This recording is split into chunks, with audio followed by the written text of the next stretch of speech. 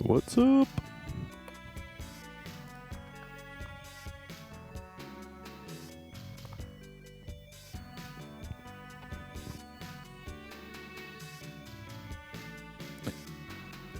Thanks for the bits, Charlie. If I move an inch, everything will break, so I'm trying not to move.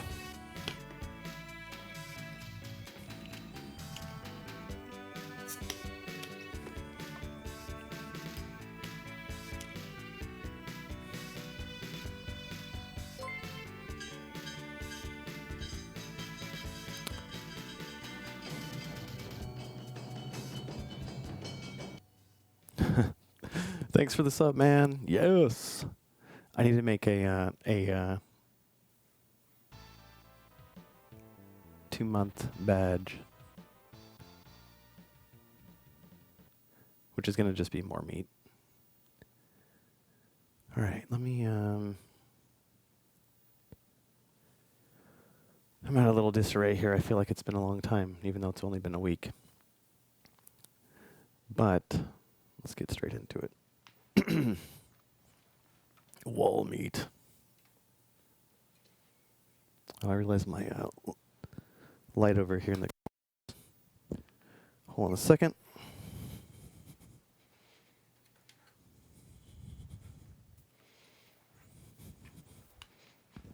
Always the wall meat. No wall meat, no deal.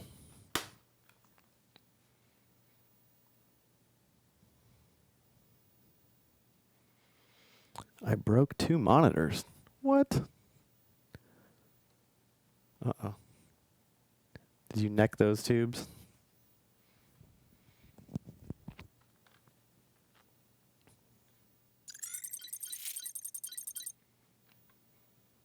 Matsushita.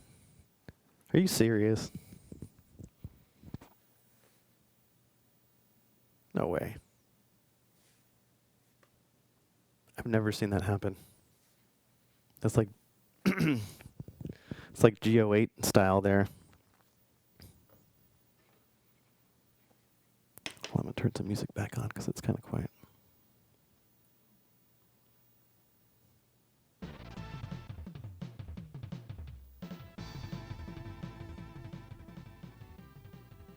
Just a little bit.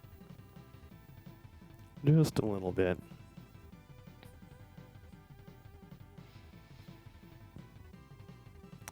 Gauss circuit developed a short in Carnival Geo7. You don't need the degauss circuit anyways.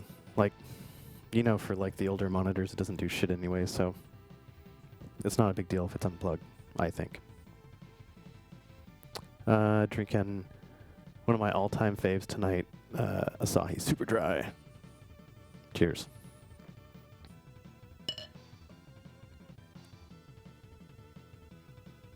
And half the time I just leave those unplugged anyways because they don't do shit.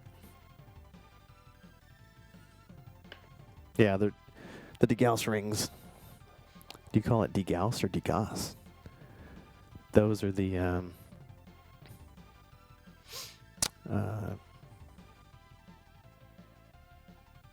those are the ones that I always use. All right, let's get started. Actually, I have all my notes on my computer tonight because I realized I want to be. Oh, my computer's probably dead. No, it's still. Hey, it's still alive. All right, yeah. So tonight we're gonna play Arkanoid Returns. You know, I have the F3 hardware. We were talking about spinners recently and. Galaxian's Discord, and it's like, oh yeah, I have my Taito spinner. It's been sitting in a corner for like months, just doing nothing. I was like, decided to get that out last week and start rebuilding it and relubing it up. And I was like, oh yeah, I could play some Arkanoid Returns and some Puchi Carat. Arkanoid Returns is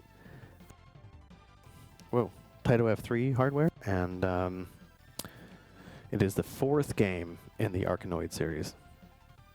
And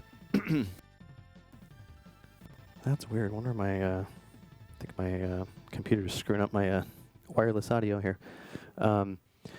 Anyways, let me switch sides over here.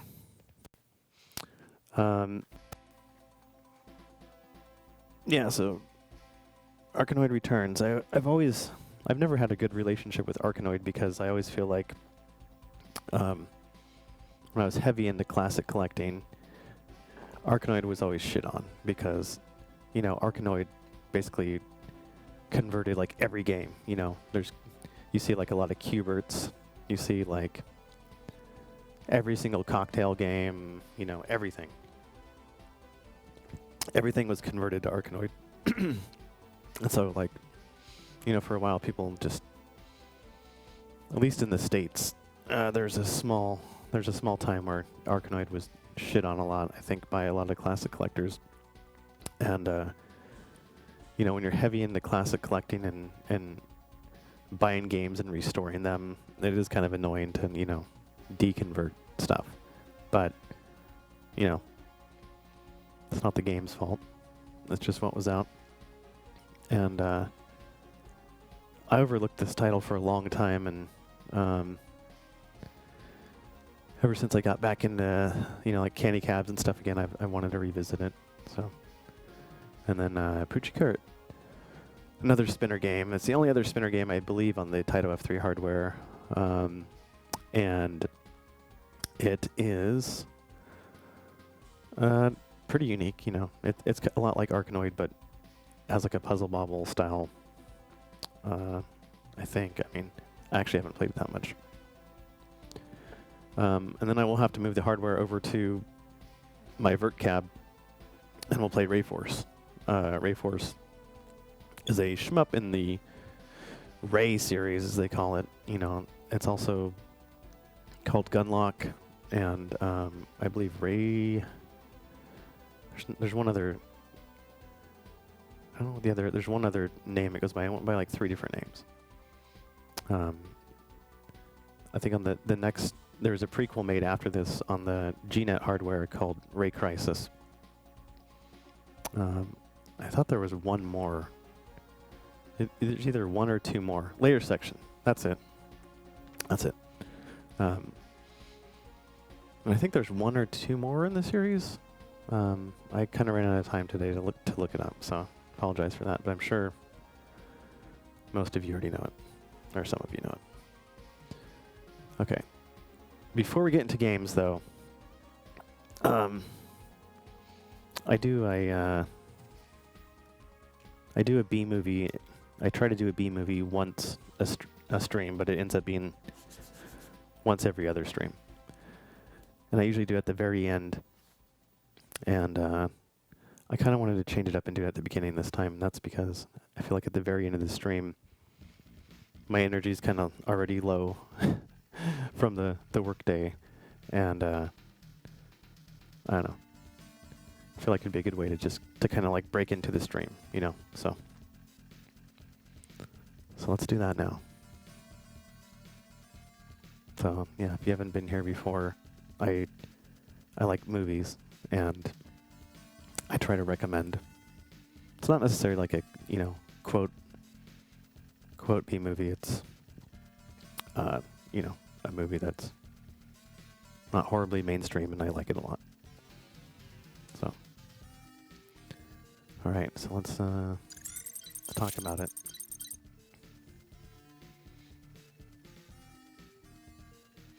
All right, so I'm kind of transitioning right now with some layout stuff, so I kind of have piecemeal layouts here and there. All right, so tonight's B movie, you may or may not have heard of it, probably haven't, which is kind of the point. And I can't get it to pull up. Here it is.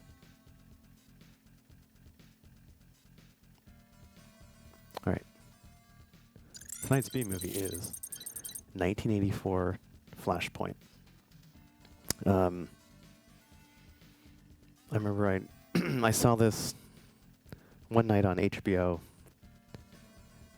It's an HBO produced movie, so you only see. I think you only see it on HBO, like if you have HBO Max.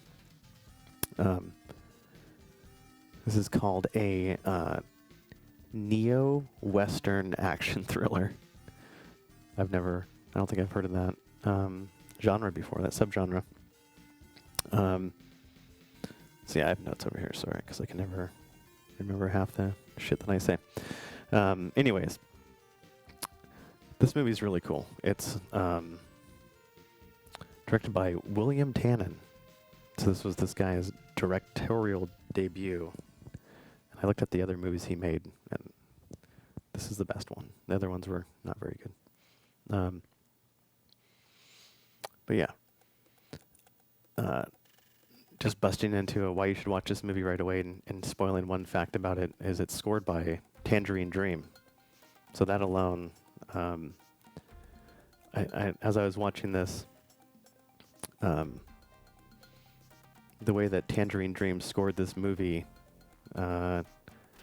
is, I think alone makes it feel like a Western movie. If Tangerine Dream didn't score this the way they did, it wouldn't. I don't think you could give it that neo-Western title. They did such an awesome job, like setting the atmosphere, and as Tangerine Dream does.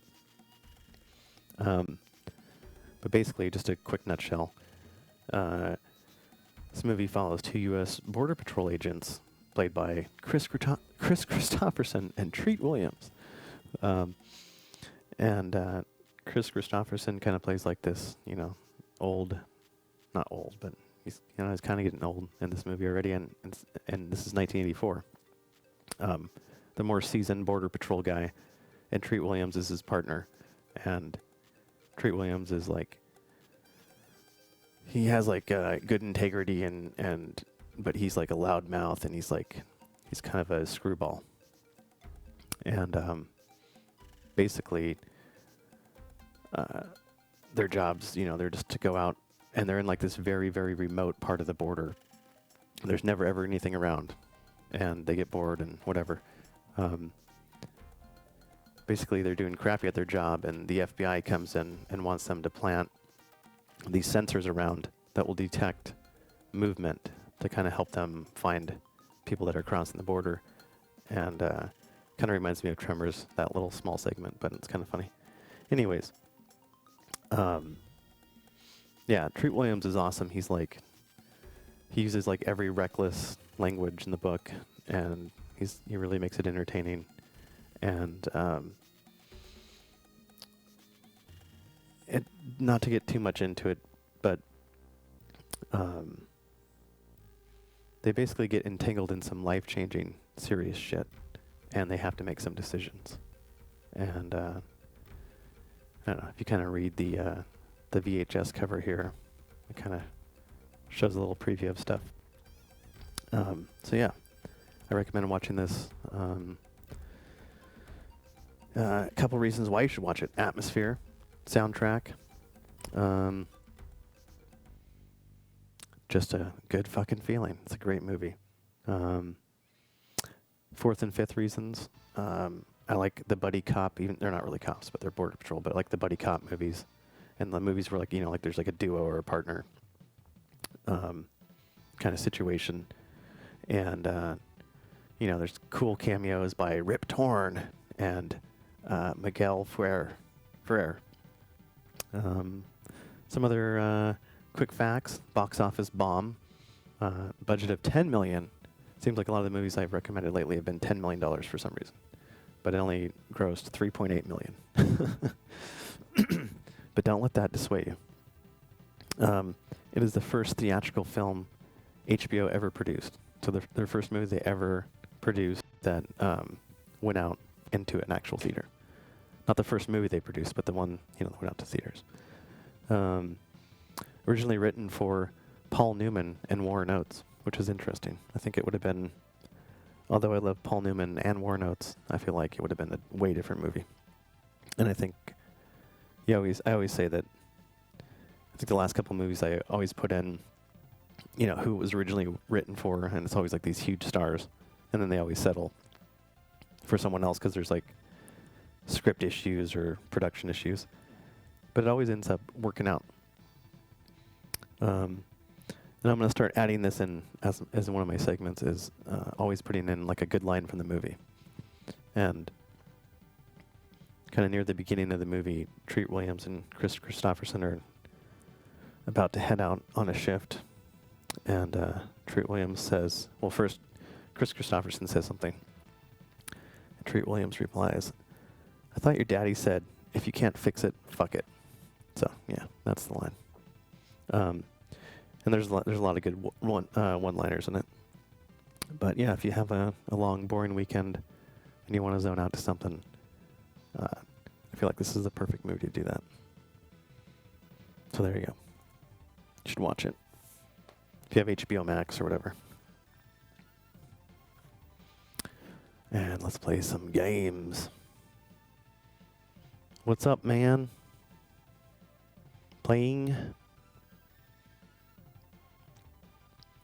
See who else is here before we start. Let's move over to the game too.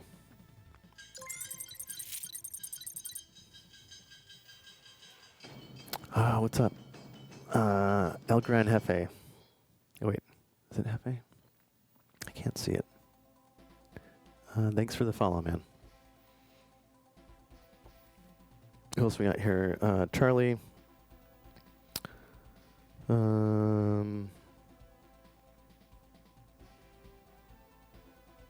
Playing.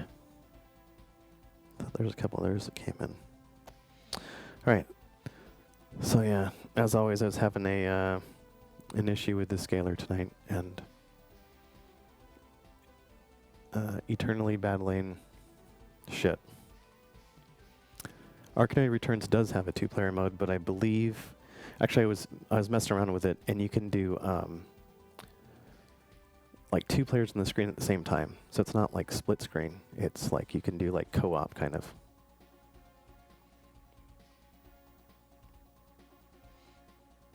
I don't know if that's something in the options where you can do versus or something like that, but it seemed like, yeah, right here you can see on this track right here. So yeah, it's kind of like you have your independent score. So I guess that's how you battle it out, which is kind of cool. You compete for real estate. That's cool.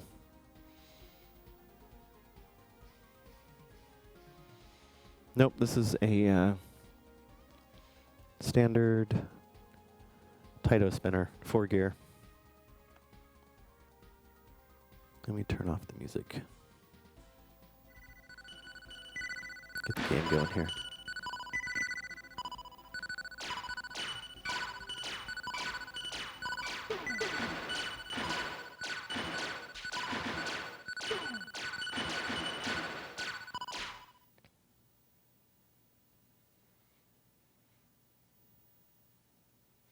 So this panel is just my normal panel that I always play with, but I just popped out the Sanwa JLF, and it Taito spinners fit fine in a joystick hole. So yeah, you can essentially just plop it into a standard joystick panel. And I would pop it open and show you maybe at the end, because I was having issues with it earlier. I had to adjust the wheel and all that, the encoder wheel. And like everything lately, it's been a little flaky. This is the F3 Multi. On, yeah, the Darksoft Multi on OG hardware, I guess. I guess, you know, OG Mobo, and yeah, the only cart that I did have was Kyoku Tiger, aka Twin Cobra 2, and I ended up selling that off.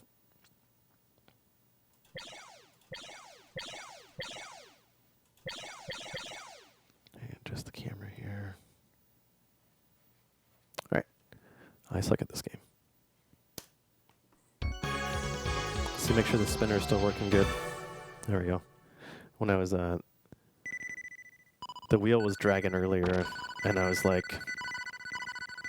oh shit. The wheel was dragging and it was like really sluggish, and I was like, is the game supposed to have like a weighted movement to it?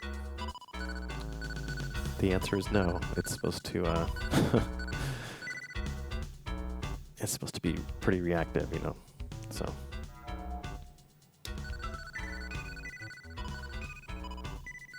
this is about the 4th time I've ever played this game. Let's see if I can not do horrible. Yeah, I really love the co-op style games. Like, oh shit, I didn't mean to do that.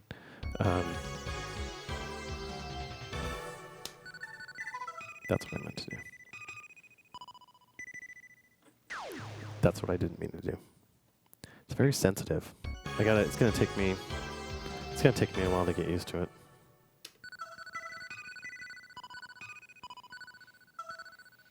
I guess you can also play this with the joystick. There's settings in the dip that oh man, I need to warm up here. There's settings in the options menu for a joystick, which would be interesting.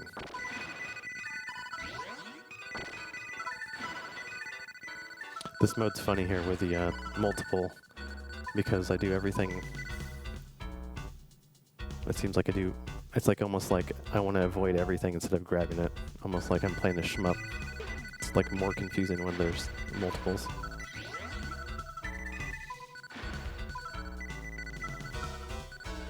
And just like a shmup, I'm probably doing everything wrong. But it's fun. And while the regular Arkanoid was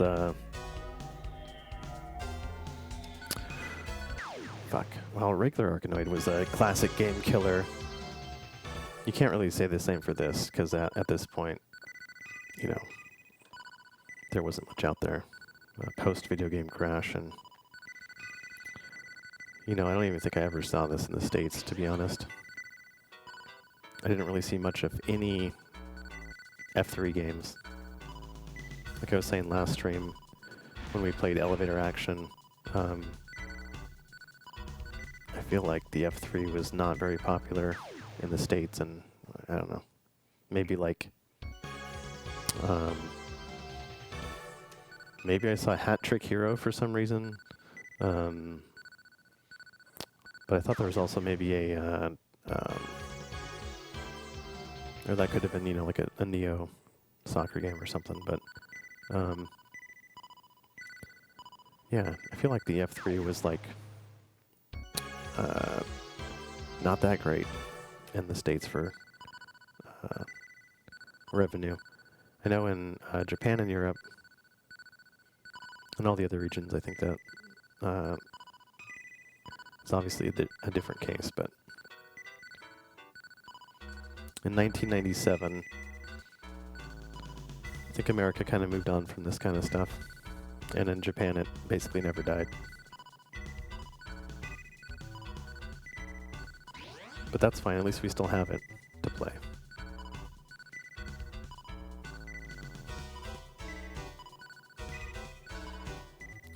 I think there's like I know there's like a DS port too of Arkanoid that seems like it was pretty popular, that had the, man, I'm horrible.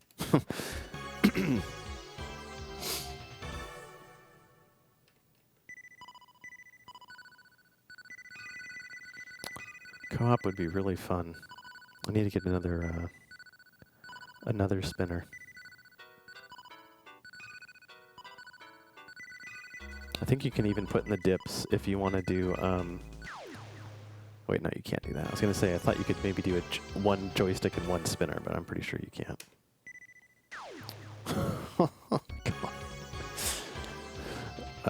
Oh, the joystick one, you have a dead area, huh? Shit. Whoops, sorry, I had to... Joystick area, joystick, you have a dead spot, okay.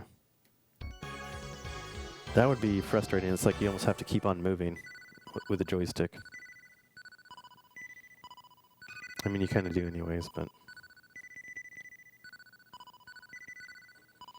Yeah, Was it the Hersit spinners for like, you're talking like Forgotten Worlds and all that. Oh, look at this capture. That's a cool feature. Maybe I'll keep that if it doesn't time out.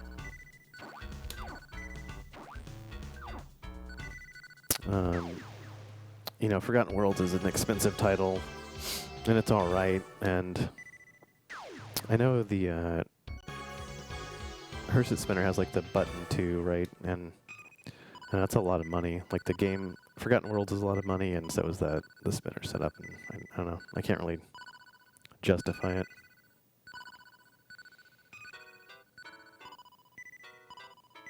And I wish he made more of them. It seemed like you know, there was a pretty low production on those, and they kind of kept it so they stayed expensive. Well, they're going to be expensive, but you know, there's no aftermarket. Their aftermarket's the price of pretty much what they were.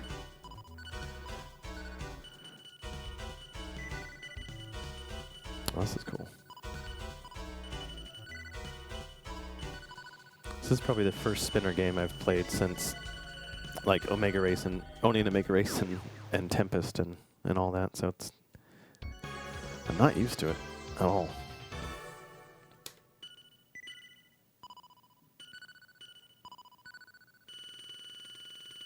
That's cool. You'd think with the how advanced the I will say with how advanced the F3 hardware is, I'm a little disappointed that they don't have this background moving around. Why isn't this background spinning? Going nuts.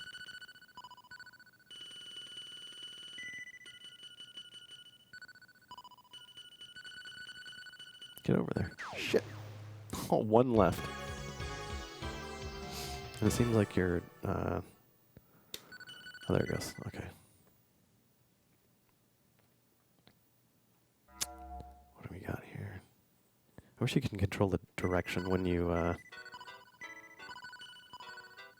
launch it.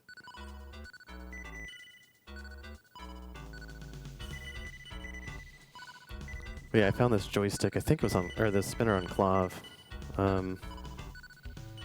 And I bought it a while ago when the spinners were still not going crazy, but then I had nothing to really play it with. But I know I wanted to eventually get a spinner for like Arkanoid and some of the newer games. Oh shit. Let's keep on continuing.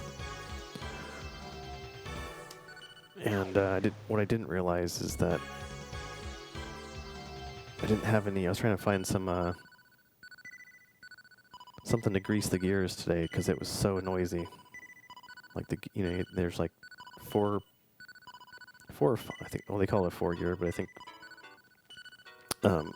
feels like there's more than that. But oh crap! I just killed it. It was so loud, like all those gears crushing together. It was crazy loud. I was like, I won't even be able to play this on stream because it's gonna just kill.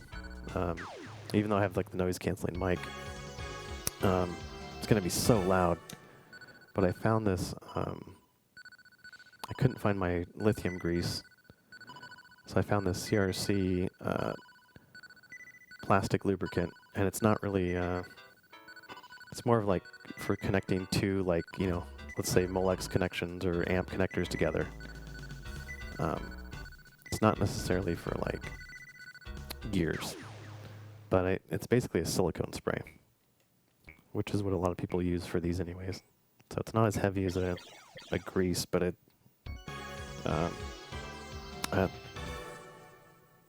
dead silent. Like, I mean, I can hear it, but you guys can't.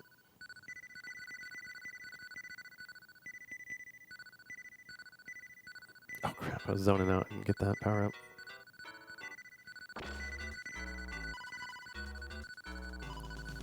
Come on. Oh. I hate when it's like this. Come on. There we go. come on, man, change the damn level. Let's get to something else here.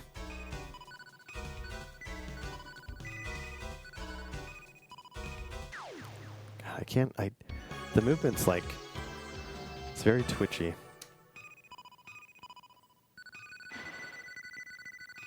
Stay up there.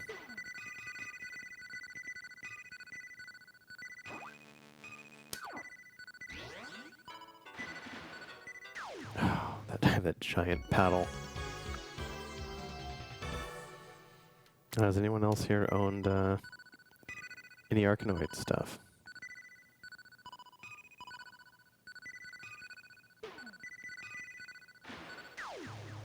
All the flashy balls and power-ups.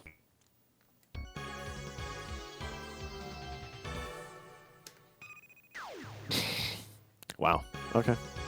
Excellent work.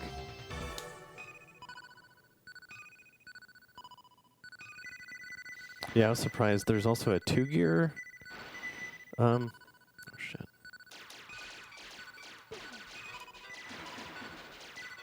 Six. Oh, come on, come on, come on.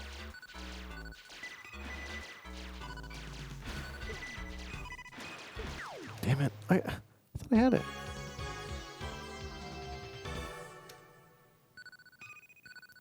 With the, is it the OG Arkanoid? That's my new move, is to, when it comes down, is just go the other way. Because we're playing to lose money tonight.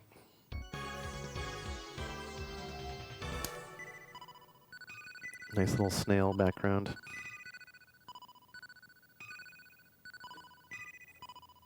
Get up there. And I've always been a fan of Breakout, though, the original Atari Breakout, and... Oh, shit, man. This is essentially Breakout on steroids.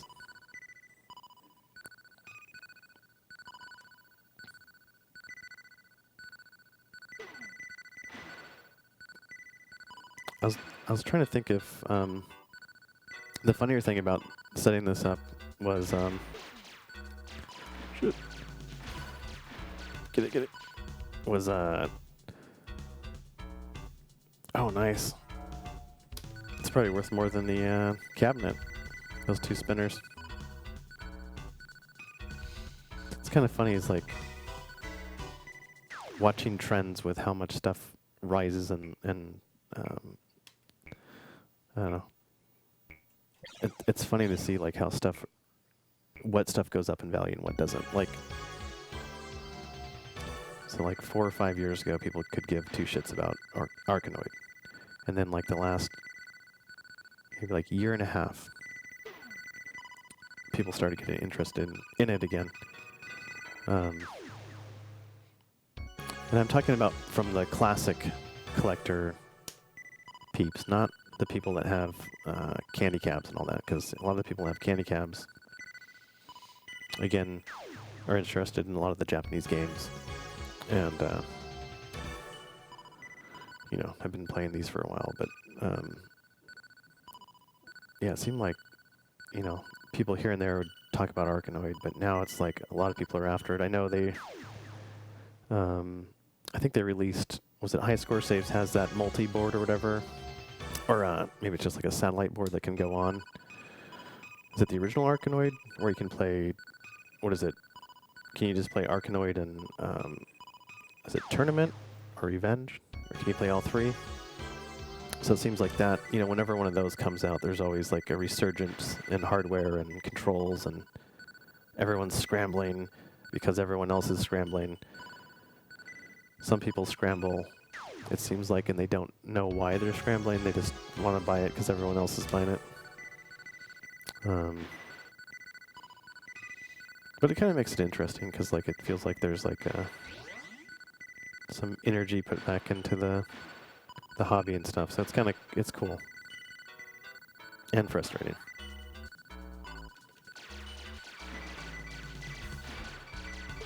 Shit, thing's pissed.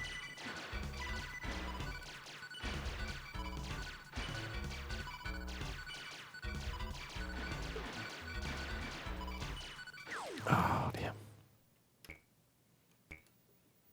Out of money.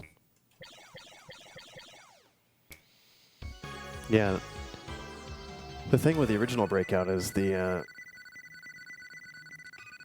it's a pot, not a spinner. I mean, it's a spinner handle, but it's a pot, like a Mega Race, right? So you're like constantly holding it like a Mega Race, you know, and it's the controls. You know, the controls are not that great because you're, you know, well, for one, it's a black and white game, and you know, you're limited by the pot. You're limited by the pot. But it's an amazing game. Breakout, I think, is, if you want to own a black and white Atari game, that is one of my faves for sure. Hey, new level.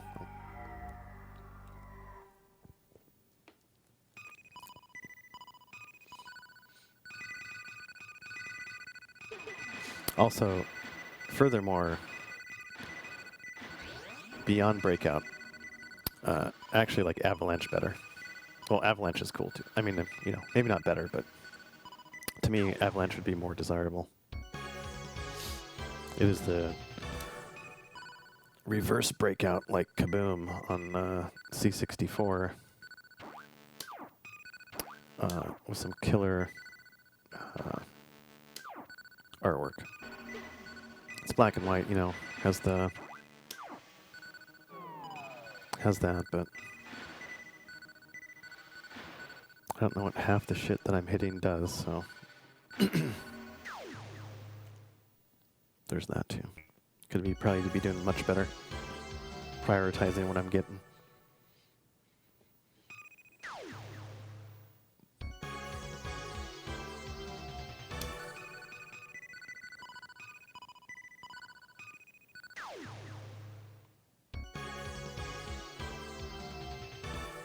What is the go through power? What the fuck was that? What happened?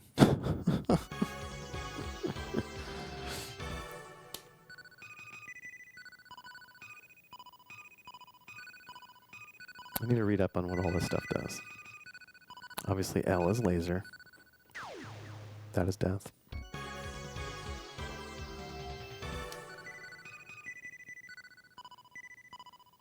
It's a very soothing game, though. Like, even though it can get hectic, feels like a good game to kind of zone out on it.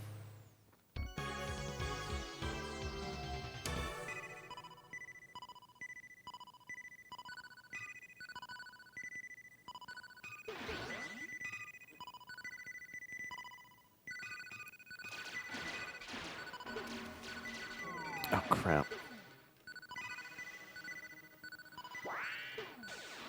What the hell? What just happened? Is that what you just talked? This seems like what you just said. Go through power up.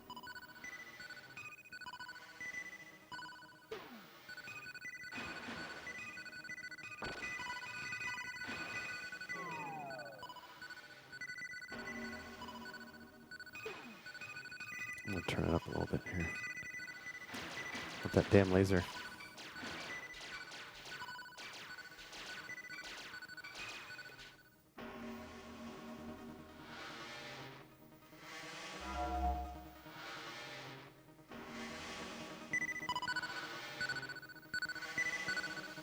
Yeah, it seems kind of shitty. I don't want to... I agree with that. Man, which one is that? Which one is that?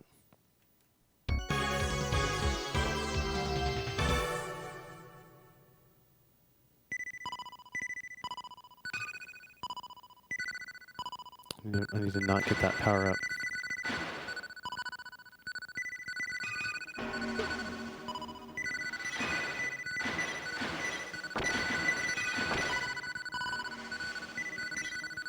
Oh, crap. I'm hitting everything that... Nice. It's pink, okay. Sorry, my Arkanoid knowledge is really limited because Never actually owned Arkanoid before. But hoping to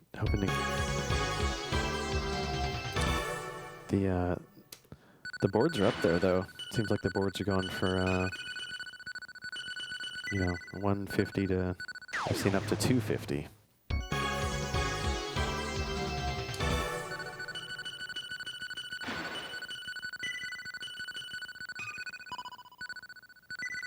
You need to get in there, come on.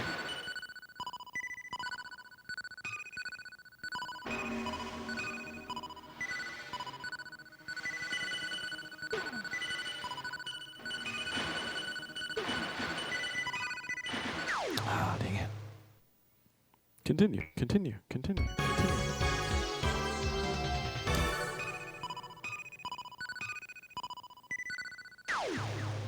Let's try to think of other... What I want to know is if, I know Arkanoid's on the Mister, but I don't think you can actually use the, I don't think you can actually use this controller. You have to wire up some other shit, which is annoying. Someone correct me if I'm wrong, but I think that's the case.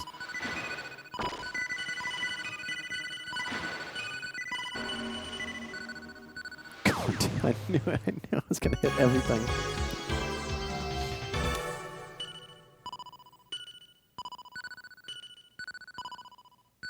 What, this panel?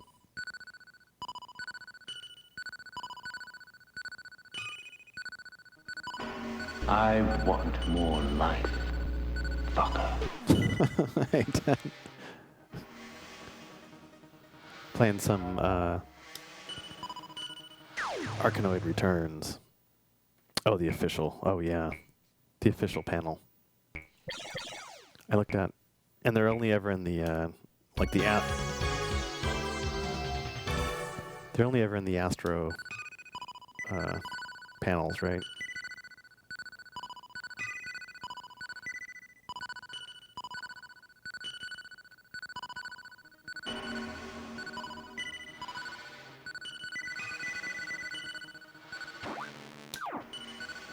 Son of a bitch. Yes, clacks. I had a dedicated clacks cabinet for a while, upright. Where I used to play it at Wonderland all the time in the conversion.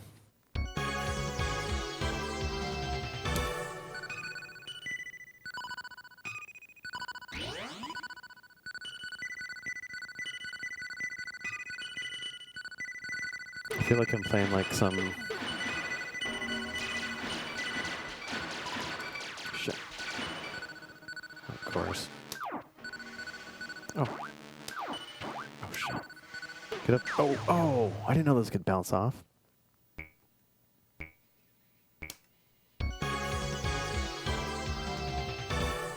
That clacks. The upright's in the same cabinet as... like Rampart. It's a really weird cabinet for... I always thought it was funny because when I had the clacks, the audio is kind of weird in this game. When I had the dedicated upright clacks, it's such a monster cabinet for how small the PCB is, right? It was like, you know, similar size to like the Atari PCB. Or the Atari Tetris PCB, and you have this giant fucking cabinet, like with the pull-out. But yeah, it's the same cabinet as Rampart, and I think like maybe the same base as like Escape from the Planet of the Robot Monsters, Skull and Crossbones. You know, Primal Rage kind of had a similar cabinet, but had like a different speaker. Yeah. It is definitely a fun game. The music alone is the track mode is kind of the track mode of Clacks is kind of burned in my head from when I used to see it at Wonderland, because no one would ever play it, and it would just sit there and be like Clacks wave every like 5 seconds. No, it wasn't 5 seconds, but every like couple minutes.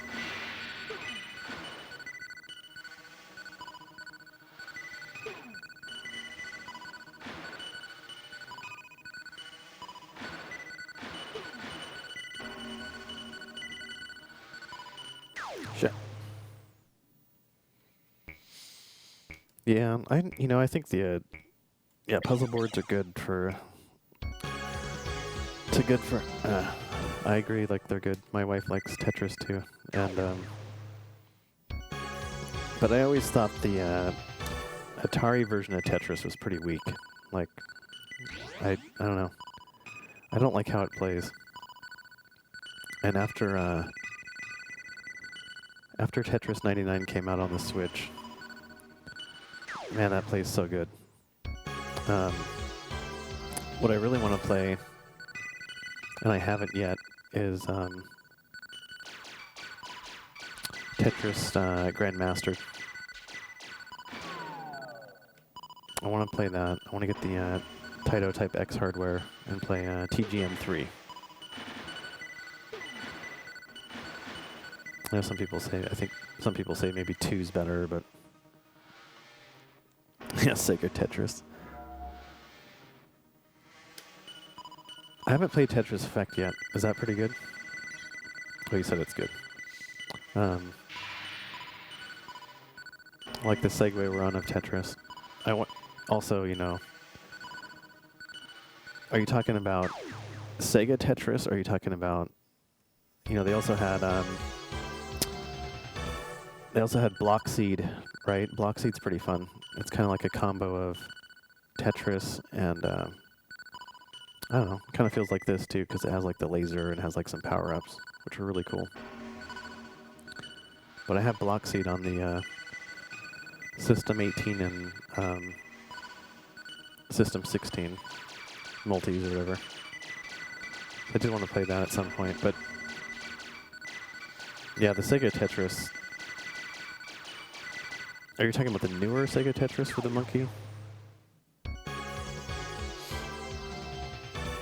Oh yeah, the monkey one's annoying because it makes like that hammering sound like every single time you like clear anything, right? And it's like really. I remember I was watching a video about it because I was like curious to see how the Naomi Tetris was, and I was like, oh man, if it weren't for that monkey, shit,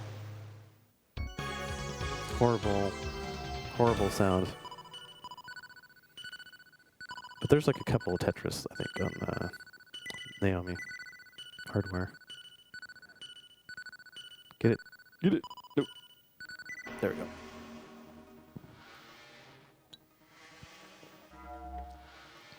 Yeah, the Megatech. The Megatech's just like nothing special.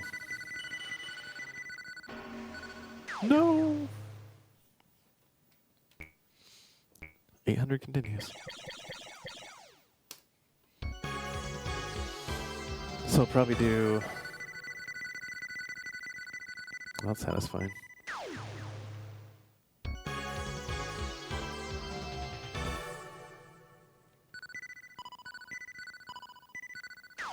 God, man. It's like you inch the spinner just a little bit because you think you're there. And you just let it fly right by you.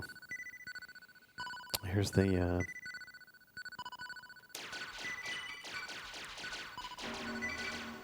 Yeah, Block Seed, though, is cool, because, like, you have, like, the different power-ups, like the, like, Flicky, I think Flicky, and there's, like, a little UFO one that has the shot, and there's, like, this one that's, like a weight that comes down and just, like, clears everything in its path. Wild Snake.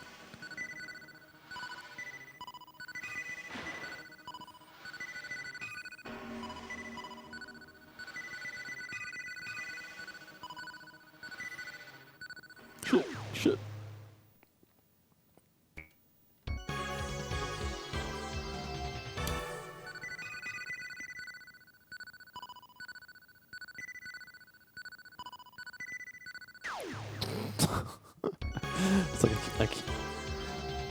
It's like Groundhog's Day.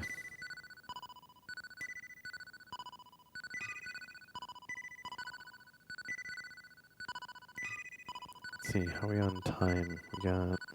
It's 8:01. Been playing less than an hour, so... We got 56 minutes in, okay.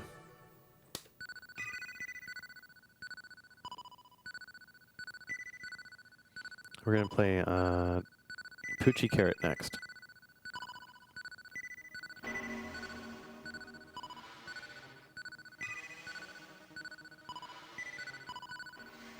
Anyway, the funny thing I was going to mention earlier is, I don't know if I did or I cut myself off, was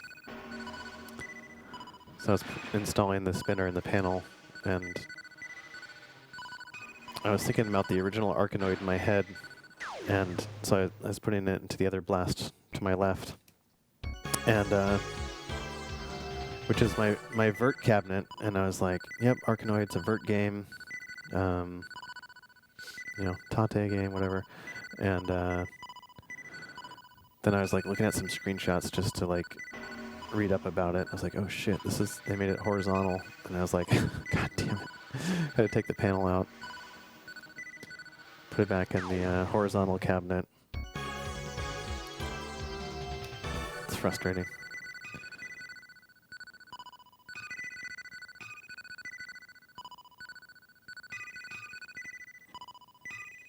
I mean, you have to think though that they only made a lot of those games vertical because of you know, the table games in Japan. Was you know, all these games, or the original Arkanoid and a lot of the early classic games from Japan were all on tables, not, you know, not candy cabinets. It was, you know, they had like some small years, right, with like the black and whites and all that, and some early on wood cabinets, stand-up wood cabinets, but they also had a huge era of just straight cocktail table games, and a lot of the games were vertical, and plus, you know, so two people could alternate back and forth, and also played well when they released it here, you know, because a lot of the classic games here were vertical, and yeah, pretty much any game that was vertical, classic arcade game that was vertical, got converted to this, or not this, not Returns, but, you know, the early iteration of Arkanoid.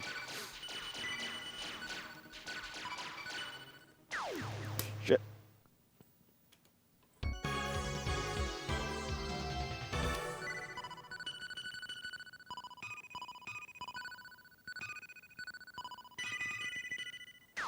No!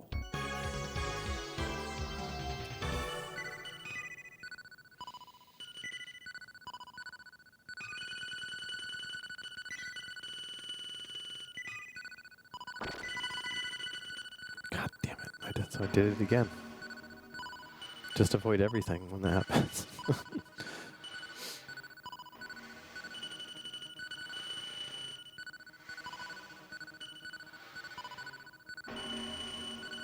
I feel like I should be winning something when that happens.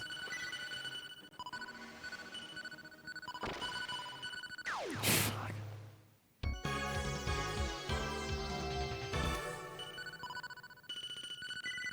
Get in there.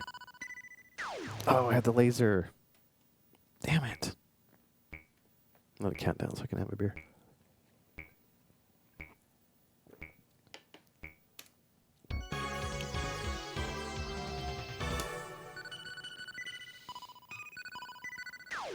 Yeah, man. Bad. Yeah, when I rebuilt the spinner, I was reading about how to... the best way to disassemble it, because the even the manual for the original Arkanoid doesn't have anything.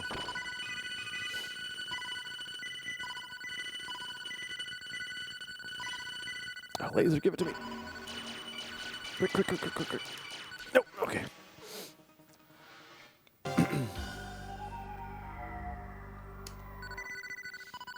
And, yeah, so I was reading a couple of threads in Clav. And everyone's like, don't take out the roll pin, because there's a roll pin, like Tempest and all that, to hold in the knob. Hey, what's up, Pass Blaster? Just getting my ass kicked by Arkanoid Returns, because I suck at this game. Yeah, I was talking about how I was trying to figure out how to take the knob off to rebuild this thing, and everyone's like, don't take the roll pin off. Holy cow. And recommendation is to basically take apart the bottom. And then there's like a little, oh crap, I wanted to keep that.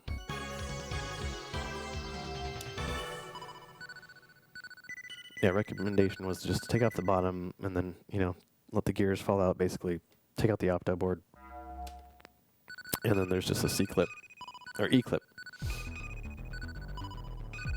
And then you can pull out the spinner, because I was like, oh yeah, how do I get this in the goddamn, how do I get this in the panel? Ooh.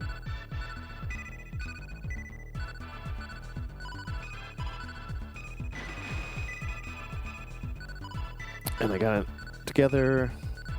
A lot of people grease everything, and that's bad because the main gear that's connected to the knob here, the main shaft.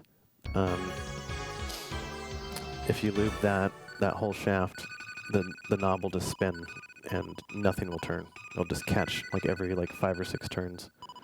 So I had to go in and like basically degrease the hell out of this thing. And got it back together, like I said. And then I realized that yeah, you don't at all. Got it back together, and I noticed that it was just dragging like crazy. Like I would turn it like 5 or 6 turns, and oh crap! No, get distracted. Turn it 5 or 6 turns, and it would have like the almost like you had some weight, you know, to your movement, like you do some inertia. And I was like, oh, that's cool. And I was like, no. Watching a track mode, you know, that clearly it's hauling ass and moving all over the place. And the optical wheel was, the nut for that was like not cinched down enough, so it was going like this. It was rocking back and forth, and it would basically bottom out on the opto to where it'd kind of cancel, you know, every other turn. And I was about to have to switch games because I was like, you know, maybe some other crap's messed up. Because when I bought this, the guy was like, yeah, I think it's complete, and I kind of just threw it in the box after I got it, and never really had tested it. But it's pretty basic, right? If any of the optos or I heard you can use the HAP breadboard in a pinch. You'll have to swap. Actually, well, I don't know if you want it, but I could send you, I have a spare HAP breadboard. But you'll have to flip around the connector because it's swapped. But yeah, if you want one of those, I can send it to you. Free of charge. But I was actually gonna pull out the PCB and just make a couple myself, because I make some repros of stuff, and it's like, you know what, all the repros that are out now for the PCB, there's a guy, I think he only has them on Etsy right now, but it's like the 8-bit Manshed guy. I think he's in the UK. But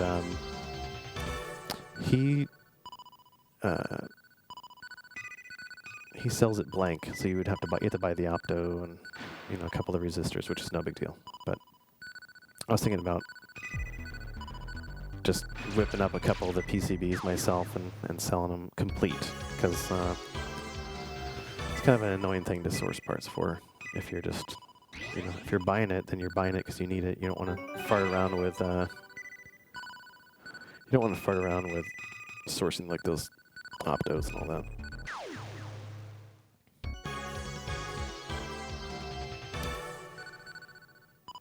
I don't know. If you send me if you have one, I can do it.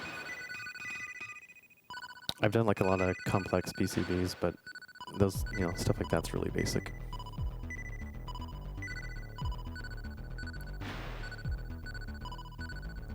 Is it? It's just pretty small, right? Isn't it just? Doesn't it just sit on the end with a header pin? Because I had a couple LS rotary sticks that I sold not too long ago, which I shouldn't have done because I want to play some of the rotary games. If you scanned both sides at, like on a flatbed with 300 DPI, then that's good enough. But he possessed great skills. You son of a bitch, Charlie.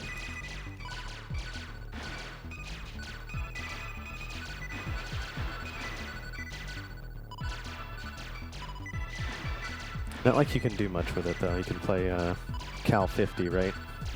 But can you play the other rotary games with the loop stick? Or the loop 24s, not the... Or the... Pass Blaster. If it has a lot of components on it and you try to scan it, sometimes it can screw with the perspective, so... Is there anything on... I'll have to look at what they look like. I could just message you after this.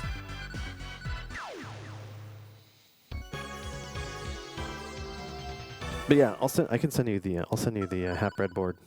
I'm pretty sure they rarely go bad, but yeah, I'll send it to you.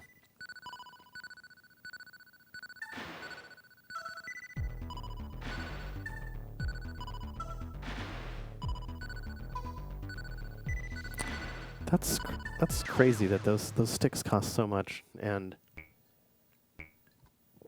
they cost so much money, and you can only play one game. That's crazy. I wonder. It's so weird that they did that.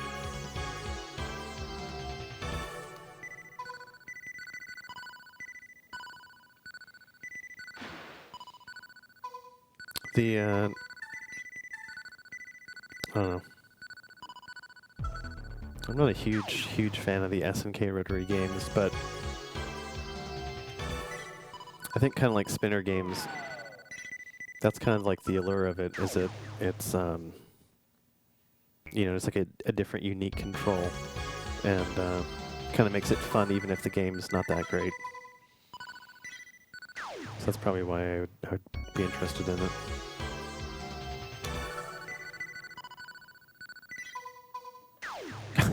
Let's just stare at the ball and let it go past you.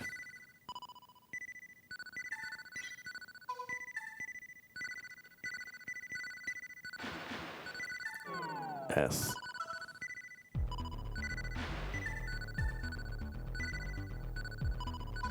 I wish I had music all the way through.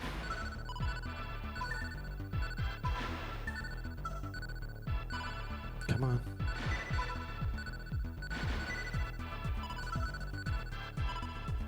There we go.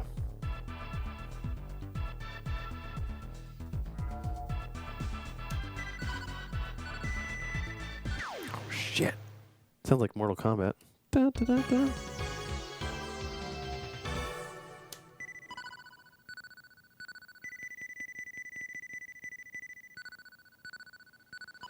It's very soothing.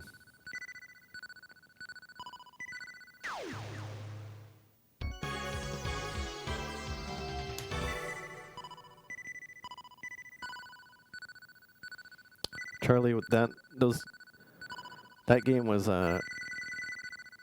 in Frogger, right? That Cal 50 game.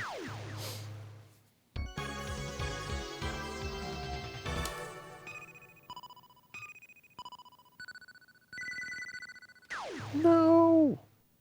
Why am I so good at this game?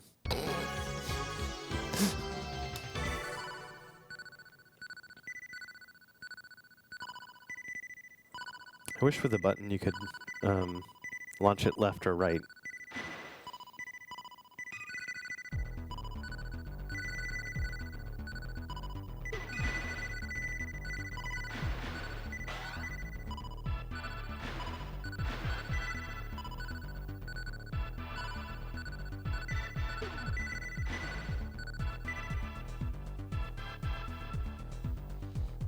That must have been a good profit. Would definitely pay for the whole restore with that sale of those parts. You probably could have just bought a Frogger that wasn't as jacked up, but that's no fun.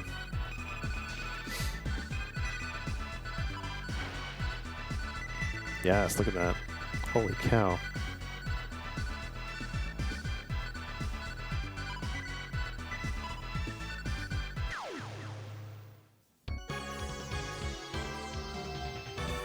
I screwed it up.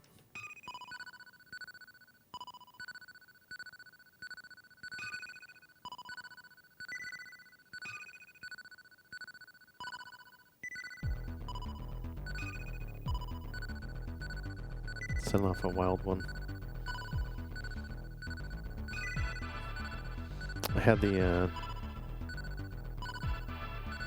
back when I had my Tempest, I had the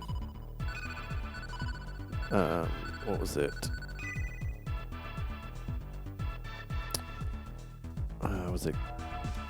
Was it Clay's Tempest? Was it like 3-in-1 or whatever? And he had the vector breakout on it. And the coolest thing about launching vector breakout was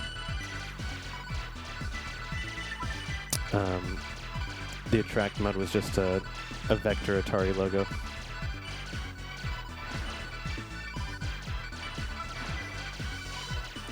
But other than that, vector breakout sucks.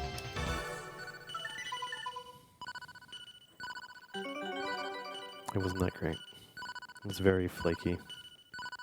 I'm just doing the same thing over and over again. Might as well die.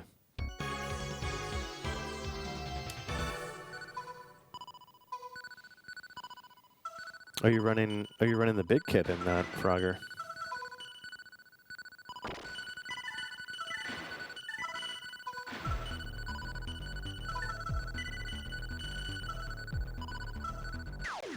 Did you get the skinny Wicco stick for that Frogger? Because it has the skinny Wicco. A little tiny one.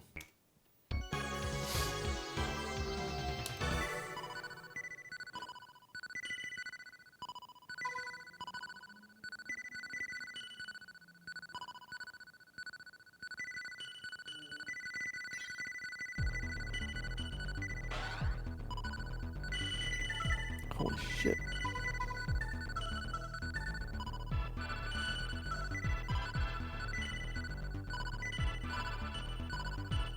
Not this again. No! It's like a trap. It's a trap.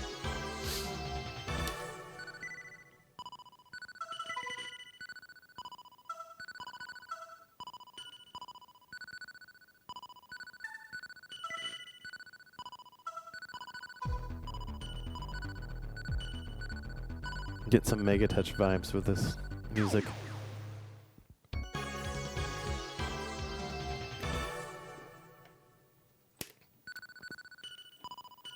I love Frogger. Frogger's excellent. It's I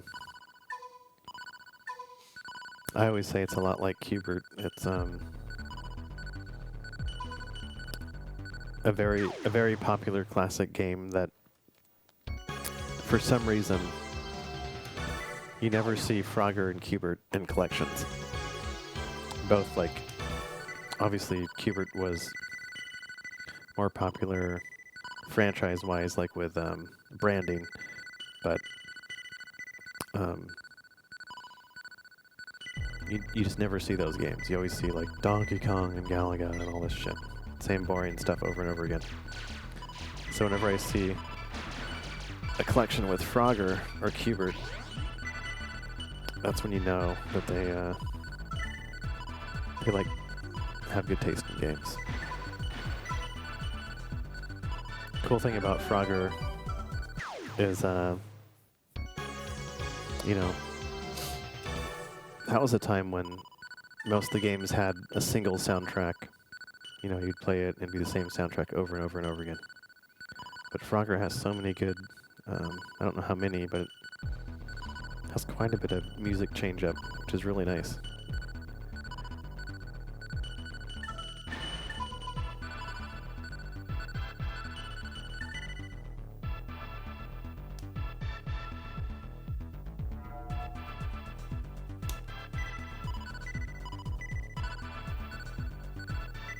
Mm-hmm. Doesn't this sound like Mortal Kombat?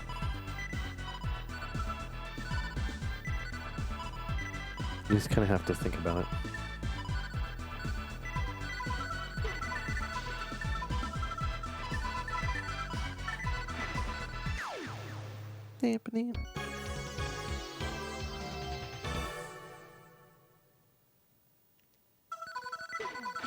Let's see. All right, I think we're at the mark where we're going to play some Puchi Carat. CD. Alright, I'm gonna switch games. I don't think we saw the attract mode proper though, so let's do that really quick.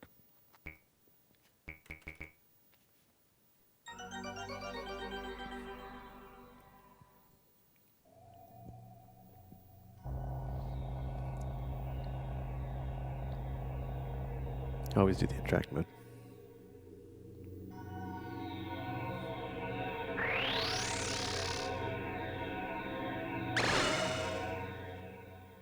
That's it. Pretty sure that's it. Yeah. I was going to show 2 players off though. If you didn't see like the 2-player stuff before. If I ever get 2 spinners, I want to do a 2-player game at some point. But it's so cool how you can essentially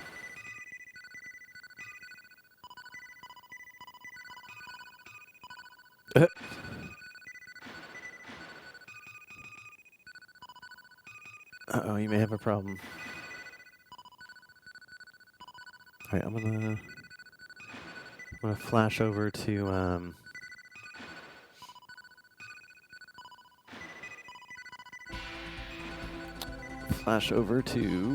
Puchi Carat. So give me a minute.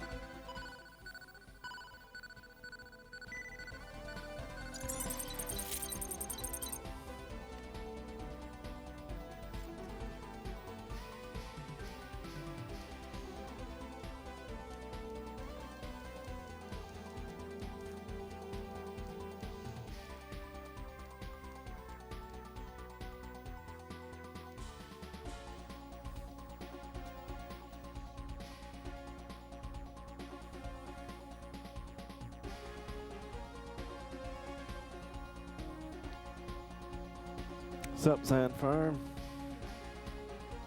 How's it going, man? We're switching games. We're switching to Puchi Carat.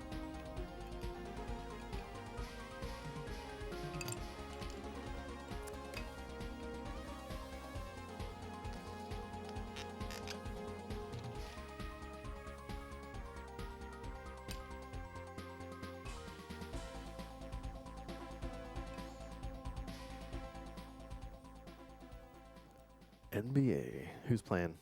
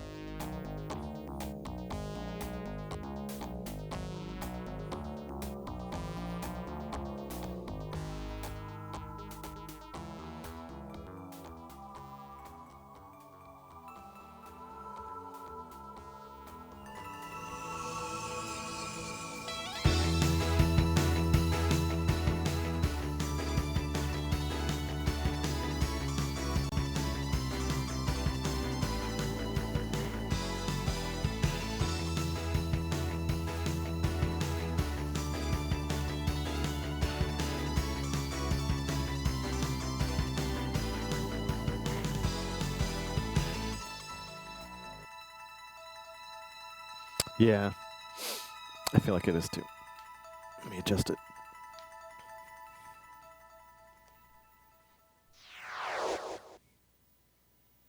It's weird. Same exact hardware, but there's just a little bit of see here.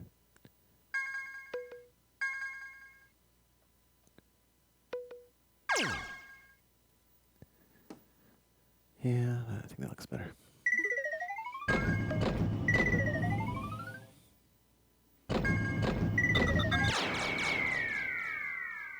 Seems good, right? The whites look white. There you go. Ready, go. あ、一緒に遊ぼうぜ。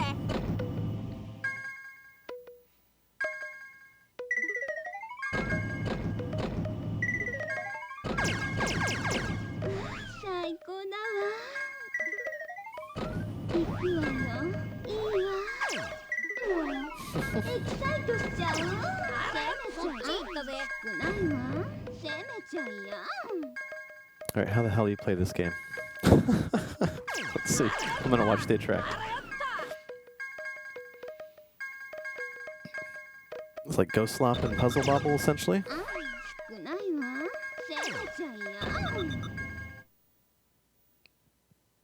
How do you play it? How do you play it? No, I'm in Oregon. Oregon.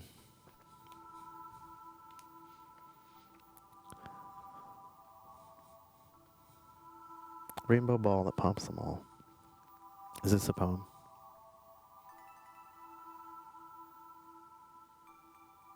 Let's watch the attract again. Or is that was pretty small, short, wasn't it?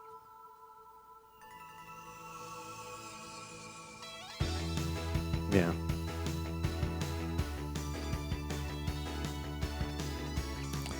Lines.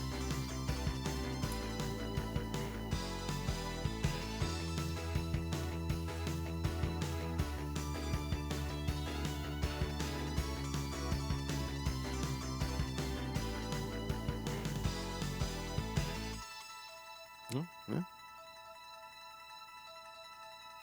Very nice.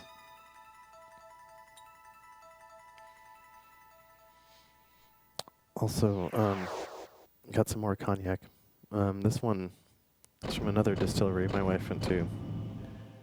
From Bakke Gabrielson something. Yeah, can't read it, but cheers. And this one has a burn to it. Mm.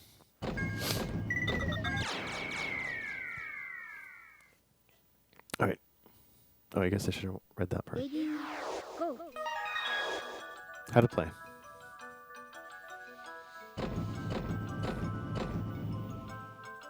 Control your balls. Okay. Okay. So you can break them off. Okay. Felt like Ghost Slop.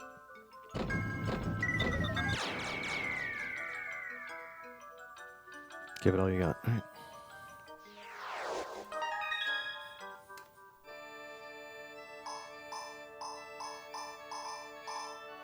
All right, well,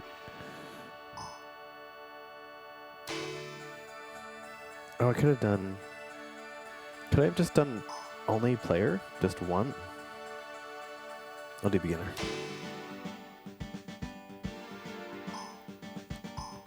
What is the character you're talking about, Jeffrey? Perry Dot. Right, because Jeffrey said we should be this character, so...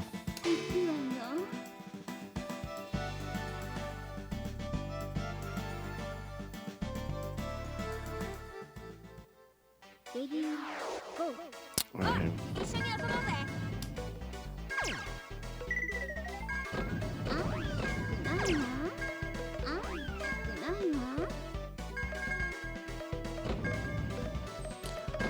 This is a good transition from Arkanoid because it starts out very slow and you have a pretty big paddle.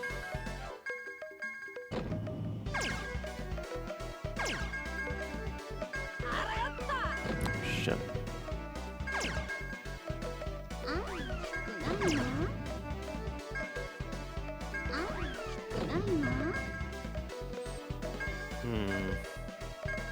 Although I feel like I'm missing something because it's kind of slow going like this.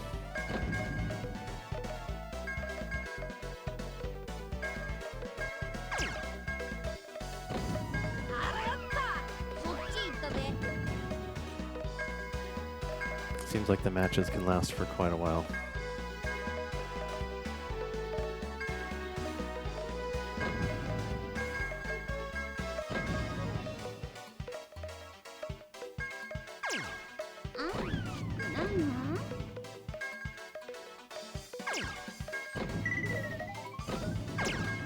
Yeah, seems like it.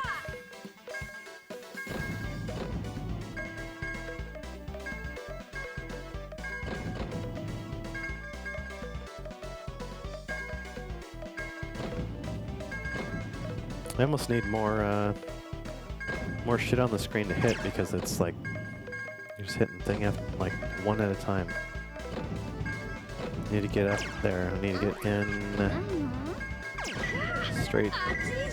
One more. Oh, okay. Well, that was good enough. Yeah. All right, Ted. See you, man. Cheers.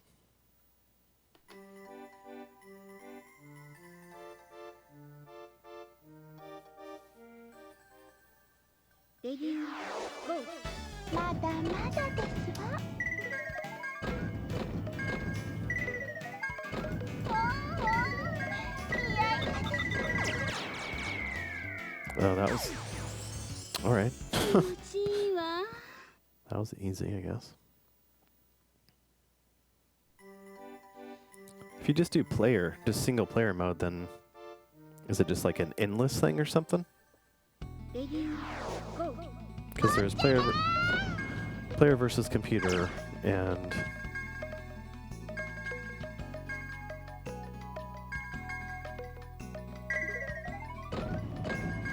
oh.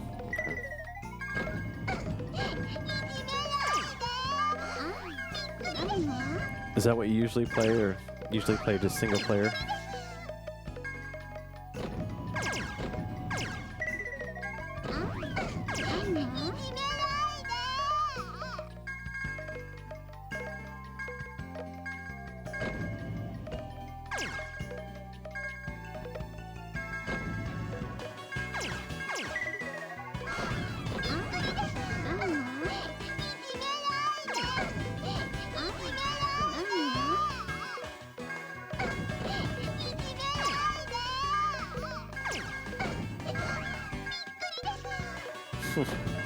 That's cool.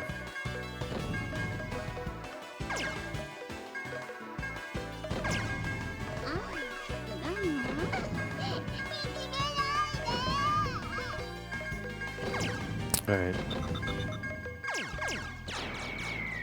I'll try that after this. I'll try just a single player clears or whatever.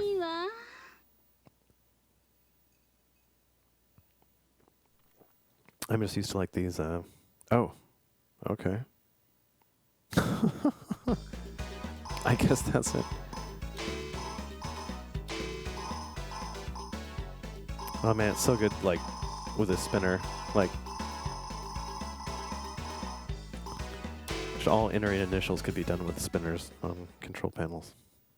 It's kind of fun. All right, I'll do single player mode. I didn't realize that was it. It's weird.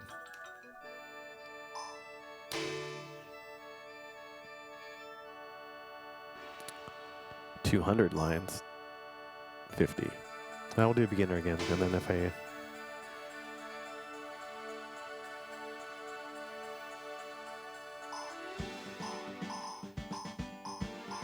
Let's be this guy. Ooh.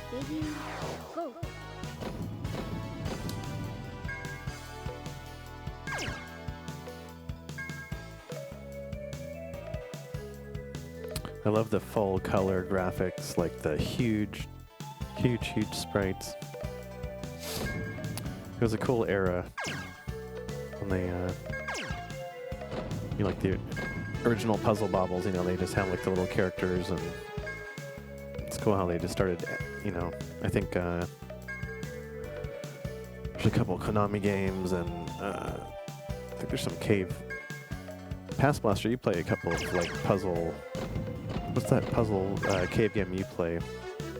Seems like that one has like the backgrounds like this. I forgot what it's called, but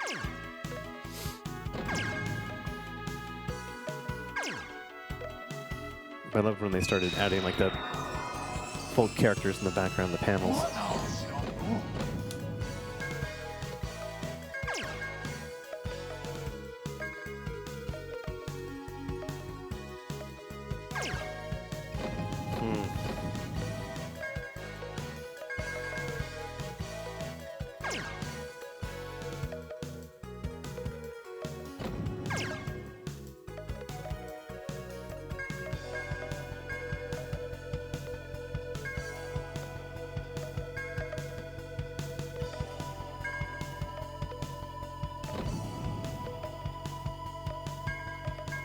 Get it. Damn it.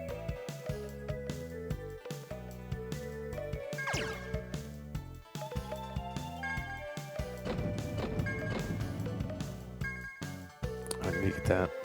Get up there. There it is. Nope.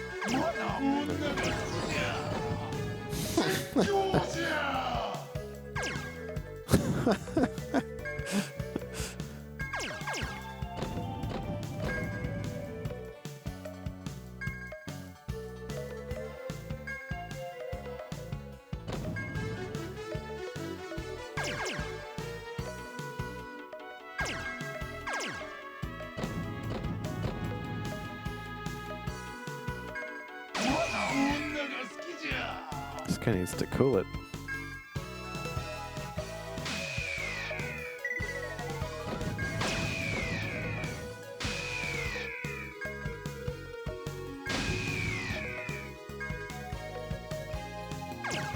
Yeah, I think this game kind of would thrive in an actual human versus, it seems like. It's a little, well, I'm on beginner, but let's do, we should ramp it up to expert and see how it changes.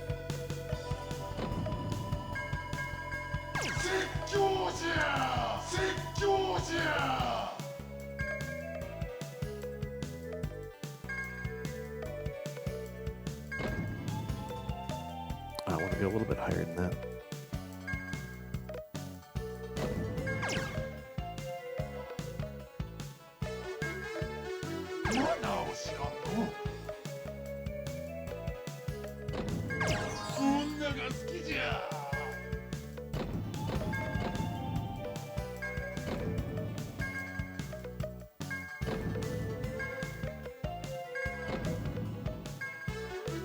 Now we're getting some oh shit. I was gonna say, now we're getting some difficulty coming down. Okay, good. Good. It was getting a little bit too easy. I'm gonna continue once, and then we'll do, oh, it starts, okay.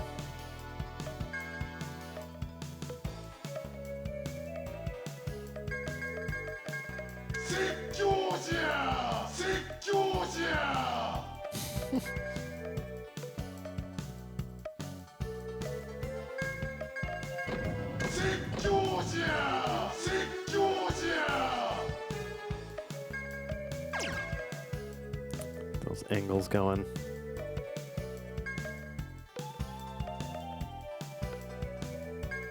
Yeah. Good, that's a way more chill game than Arkanoid.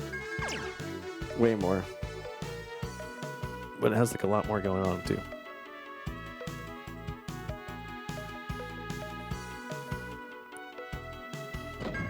Not hitting shit.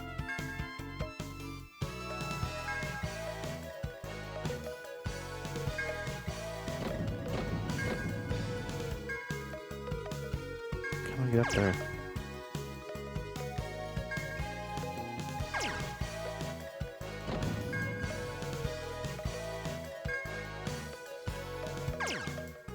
I want to see what expert's like. I mean, and it seems like it obviously it raises up the, oh shit, I wasn't paying attention. Raises up the, limit of lines to 200.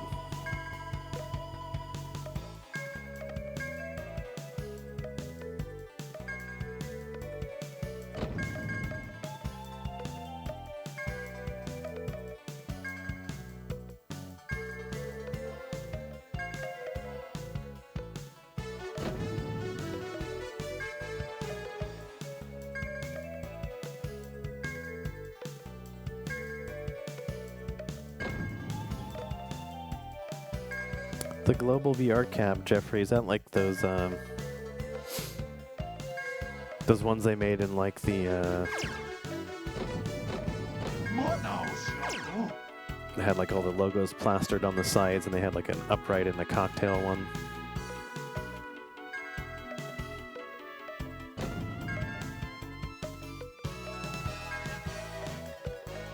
Yeah, okay. They're like have like a bluish background or whatever. Those were like, those seem like they were like the last. I think those were actually built by Chicago Gaming, if I remember right. Which, or not Chicago Gaming. Wait, maybe it was Chicago Gaming, but by Churchill Cabinets, who also, I think did has done all this Stern re-releases with the Chicago Gaming. So they're like really well built cabinets. But they're, you know, it's a company that made all the cabinets for like Stern and for a while they did a lot of the Bally Williams stuff way back.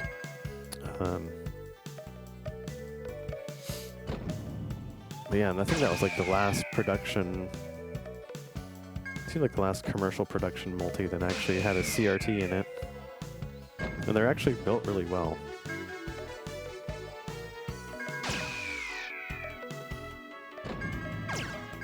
Like if I had to have, not like it's my necessary style, but if I had to have like a commercial build multi-cabinet, I probably definitely would have one of those.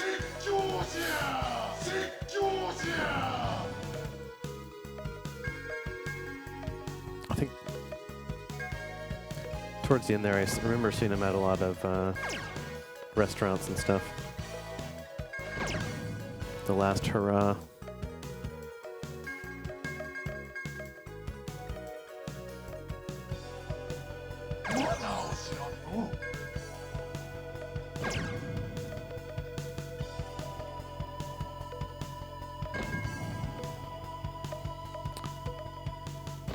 Go, go, go, go, go.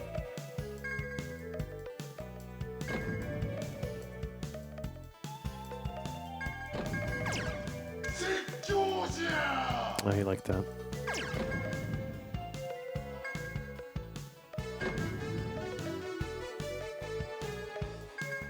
Shit's raging down here. Oh, crap. Get that purple, or that rainbow.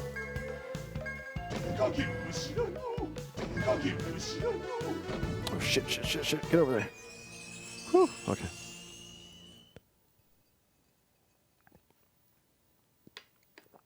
Yeah. I think it's a great cabinet. Like, I mean, usually most of the people that get into the hobby now, or even the last couple years, it seems like they always, you know, oh yeah, Steve, yeah. He bought my, Steve W., he bought my, Seawolf.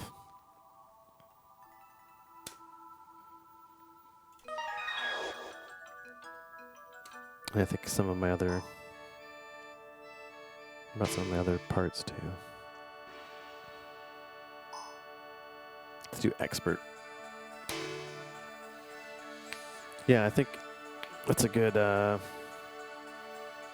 gateway. Like, you know, you have to start out with something. You know, people either start out with like a MAME cabinet or whatever, or just playing on your computer, you know. But like, you have to start somewhere to figure out what kind of games you like, and it's better than having, you know, playing off of your computer. Right, I'll say that. Like, it's better than, it's good to have like an actual cabinet that feels legit versus just playing on, you know, MAME or whatever.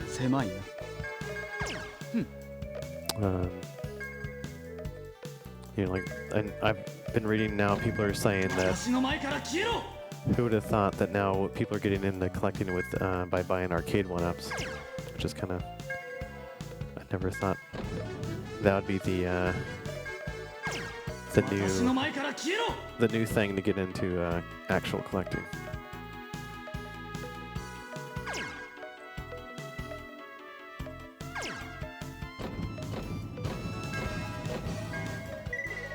Oh shit.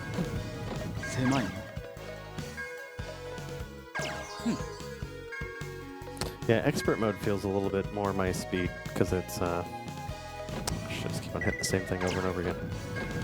Less floaty. Better ball speed.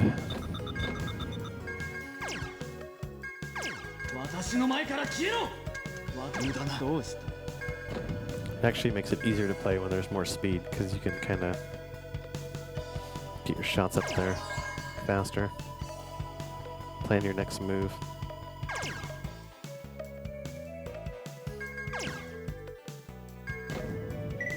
Oh shit.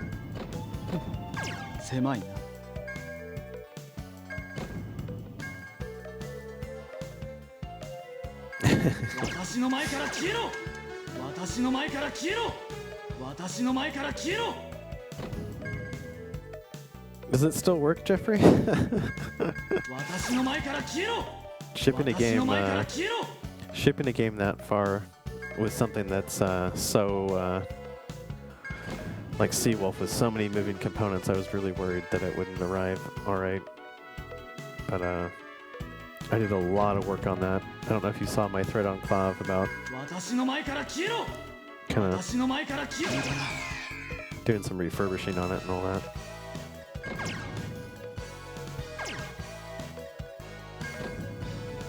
Shit.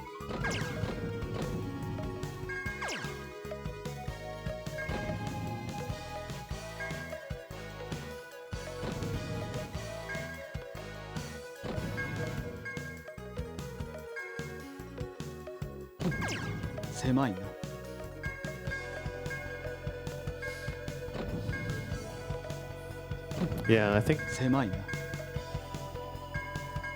Yeah, the only cabinet.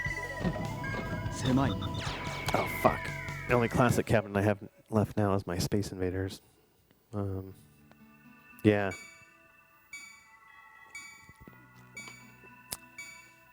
He has a lot of Bronze Age stuff, and that's all I had too. At the end, I had with my recent sell-off over the last year and a half or so, I had a lot of not all Bronze Age, but a lot of Midway, black and white Midway games.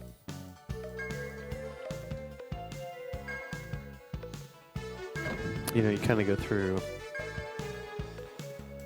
had the same games for like 15 years. I mean, it's good to change it up every once in a while, and it's I don't know if you're buying stuff, it's a good time to buy now because cabinets. I know, like, you know, we were talking about earlier how parts are expensive now, like PCBs and you know, spinners and parts are expensive now, but what's not as expensive now is games, like cabinets, like stuff sitting, and it's way cheaper than it was like a year and a half ago. Way cheaper. And I don't know, I kind of saw that coming a couple years ago, and I saw that there's like a decline, and now the same stuff that I sold last year is like down hundreds and hundreds of dollars. But, you know, it's interesting to watch how the market moves and what people are interested in. But kind of like I predicted, there's kind of a pretty big resurgence, not resurgence, but just based on, you know, collectors' ages and all that, a big resurgence of the 90s stuff now. And there kind of was a little bit ago, but now it's even more so.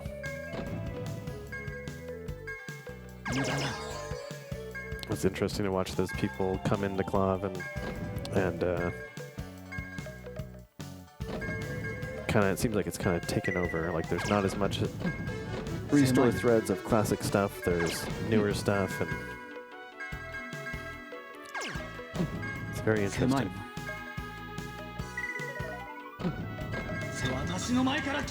Oh shit! No, no, no, no, no.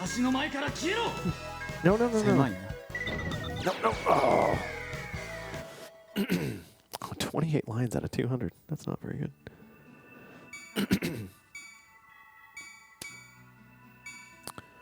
All right, we'll play for. I want to play the computer, but I want to play. I'll do the middle.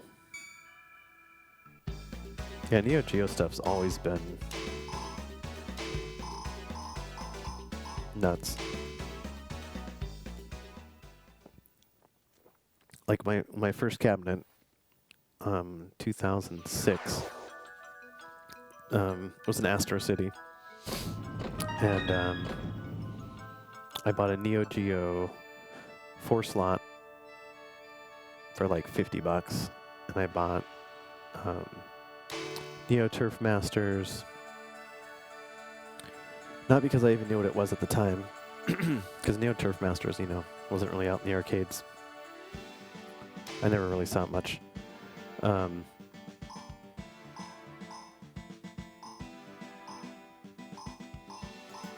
be this dude. Puzzle Depon, Bust a Move. Let's see, what else did I have? I bought those cards for like... Oh shit, did I do medium? Oh, I did. I didn't even pay attention when I was doing on autopilot. They're like $20, $30 a card. And you know, they're MVS stuff, so like... And then now Neo Turf Masters goes for like... maybe like $125 or something, for example. And then I think I was talking a couple streams ago. Some of the first actual PCBs I bought were like Final Fight, Mortal Kombat 1, and NBA Jam. And I don't know if you were here when I told the story, but it was funny as I put an ad on Craigslist, and I don't know. Shit, this guy's pissed. Back in like the 2007-ish time, Craigslist was not very like poppin' for like arcade stuff, at least in my area, and I put a wanted ad out for like JAMA boards. And someone from Washington, which is one state up for me, responded. And they're like, I have some JAMA boards, you know, I'll send you some. I'll have a couple titles. And so I PayPal'd him, which is even weirder to do, is PayPaling someone on Craigslist. Because usually with Craigslist, you know, you like, you meet the person, you know, like in a parking lot, but for whatever reason, he's like, I'll ship them to you. And I was like, all right. And he's like, I'll throw in some extra stuff. And so I get this box, and I paid like, it was like 100. I remember it was like cheap, like the risk was very low, and I was like, I think it was like, even back then, maybe it was like $75. And I get this box, and it has a working Mortal Kombat 1 PCB, 2 NBA Jam PCBs, 3 Final Fight PCBs,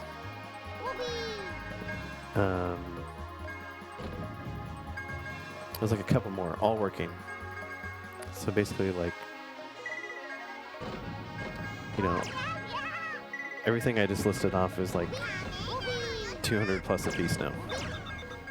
But yeah, having 3 working CPS 1 Final Fights, a working Mortal Kombat NBA Jam, I was like, holy shit. And back then it was even like a huge score.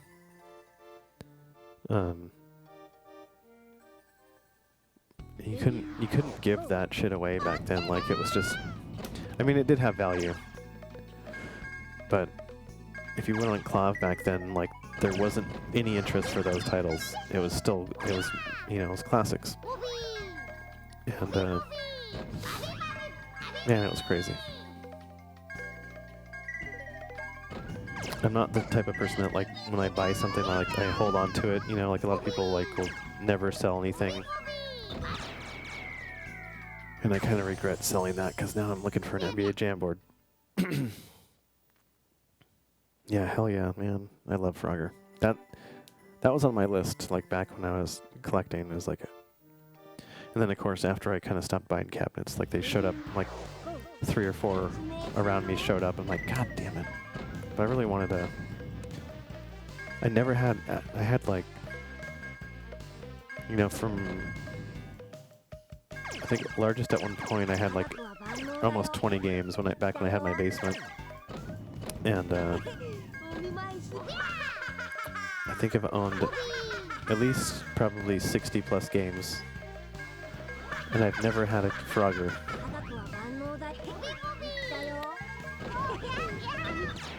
Shit.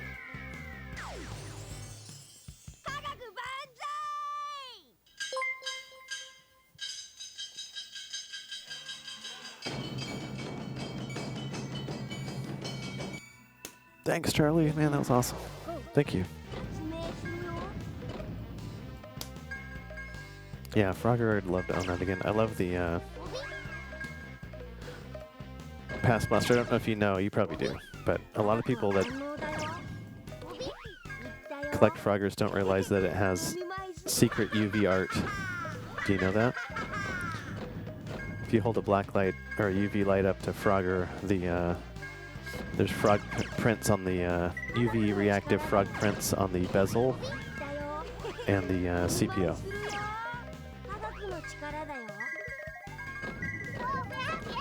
And if you get the, unfortunately, I think if you, I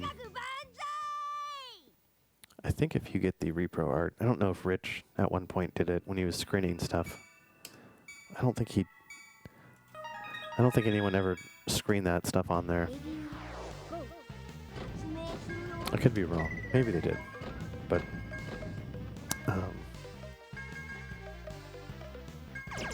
you know, you talk there. I was reading a thread today on Claw that I was like, I haven't hit the restore section for a while, and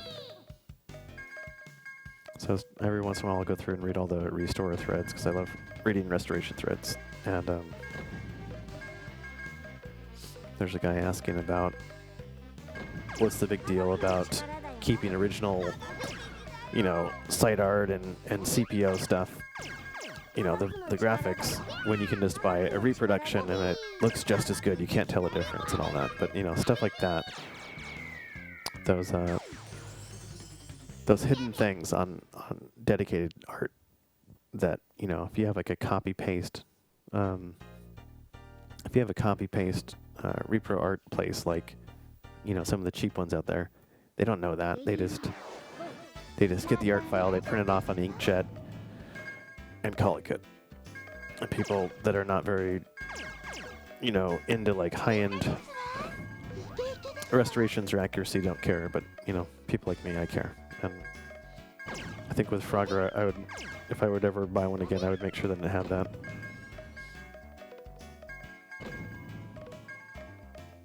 Because Frogger is awesome. And all those Sega Gremlin cabinets suck, but Frogger is the best.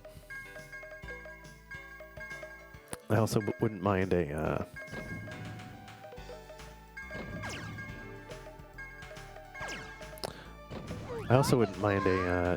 depth charge?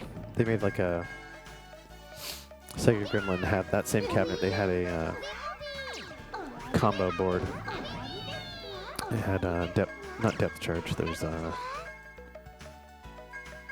shit, what is it called? Anyways, their version of depth charge is pretty much the same thing. Maybe it is called depth charge. Fuck. Yeah, I think those two games. Oh, you do got depth charge. Maybe that's why I was thinking of it recently. But yeah, I've wanted that cabinet for a while. I love that game. Let's see what mode I'm on because I forgot. Yeah, restoration threads are awesome. Like, even you know, I haven't been on some of the car forums for a while, but I love even watching, you know, car restoration threads. You know, it's the same thing. Like all the restoration shit. It's so fun to watch. Like these, especially when like they really document everything, and then they're good at restoration too. Like, you know, because you can have a restoration, and the restore is not very good in the end or whatever. But I'm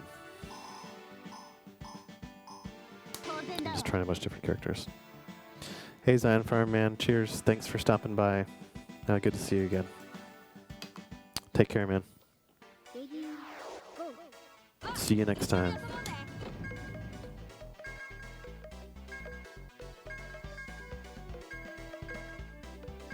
Looks like a toothbrush.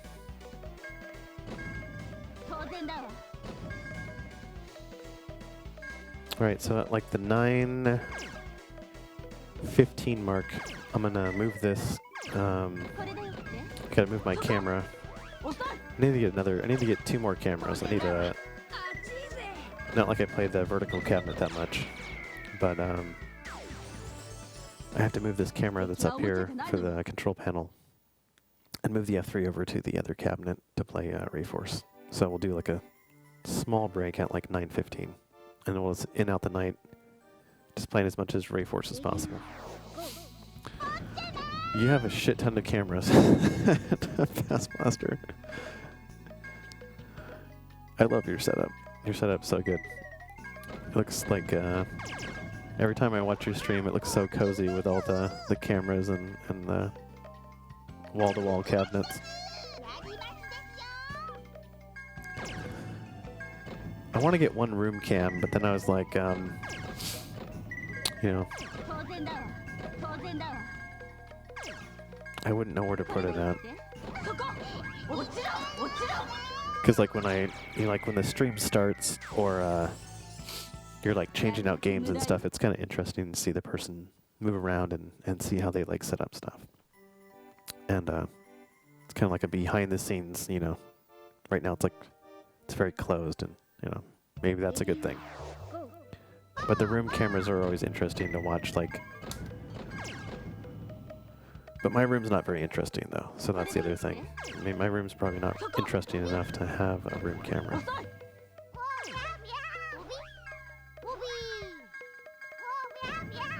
I have like a lot of decoration stuff that I've never put up that would maybe make the room more interesting, but I really want to get a oh, here we go. Come on, get over. No, get up there. No. I really want to get a yeah. A neon sign. I think that would add good atmosphere, and like add yeah, I want to get some like, you know, some lighting. So it's just not the boring you know, white light. I want to get some like some colored lighting going. Make it a little bit more interesting. But, you know, I don't really have like a lot of budget to like buy all these things. So I'm just kind of slowly adding stuff here and there. Hell yeah, man. Off-world neon, that'd be boss.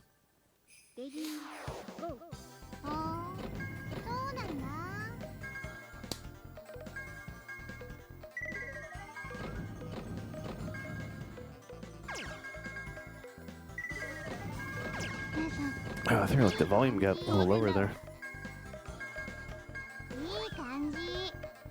Oh shit, no.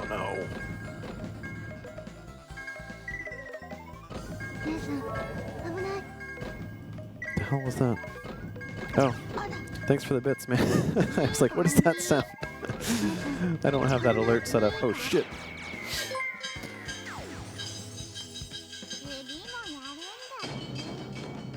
Your dad, Jeffrey Mays. Thanks for paying it forward, guys. This is awesome. Yeah. You're using some Hollywood camera tricks there, Past Master. I have so much shit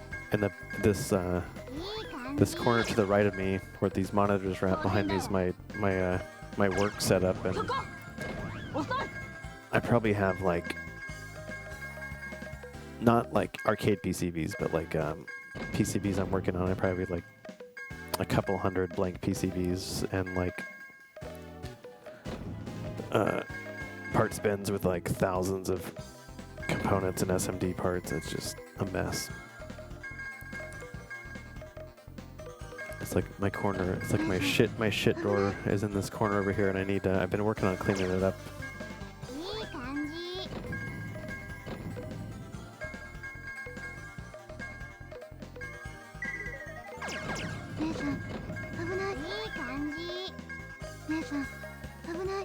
What is this level 1 hype train thing? I don't. What's going on? I don't know what this sub thing is on my. I'm kind of new to Twitch. I don't know. I don't know what the hell's going on. I lost. That's what I know. This game's fun. I think when you put it up to the advanced modes, this is where this game shines, because it was, to be honest, it was a little flat when it was at the beginner mode. You got to play.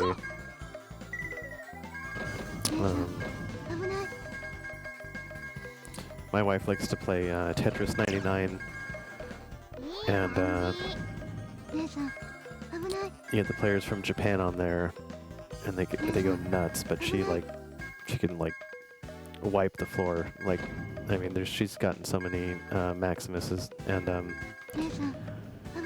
then we got there's shit. What is the other game? Now it's escaping me. Damn it. My story's gonna fail now because I forgot what game it is. What is this Sega puzzle game?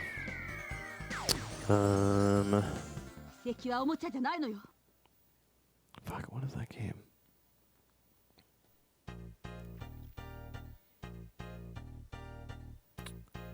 What is the popular Sega puzzle game now?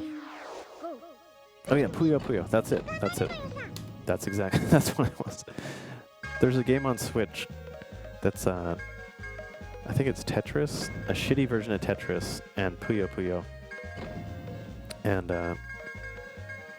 it still has online play. It's kind of old, but the Tetris players on that game, they reward you for like the T, leaving a. There's weird rules in it where like if you leave dead space into a T shape,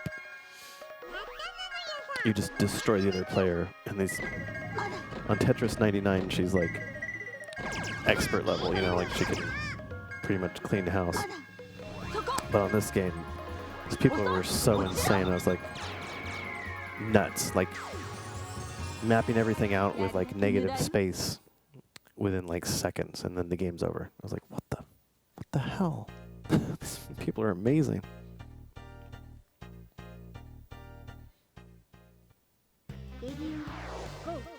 I was never good at Dr. Mario, but I like the concept. I'm not that good at Tetris, but I think I'm better at. I'm not good at these games, but I'm better at these games than like Tetris. But I'm alright at Tetris. It's kind of funny. Is like I've never got one Maximus on Tetris, and I've gotten so close. I've gotten like on Tetris 99, I've gotten like second place, and oh shit. There we go. There we go. I was trying to get up there.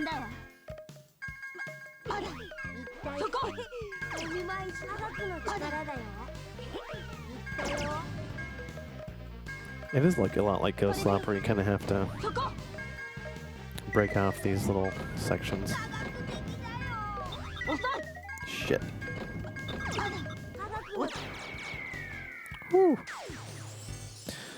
Dude, thanks for stopping by, Past Blaster, and it was good to talk to you. And I'll message you, send out that that hap breadboard. But yeah, thanks again. Always good to see you. And I'll need to join your next stream. レディーゴーいただきよあ少ないわ当然だわ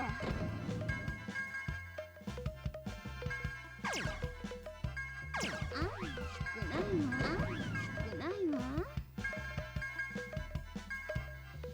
Alright, after this game here, we'll あ do a small break and we'll switch over to RayForce. So probably like a 5-minute or less break. 当然だわ最高だ行くわよ Whenever I switch cabinets, the scaler can kind of go nuts.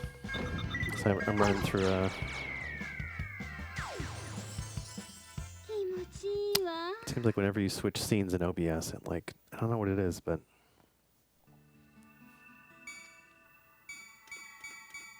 you know what, let's do one more.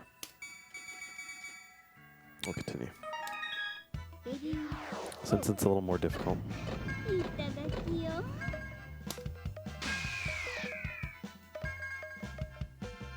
あ少ないわ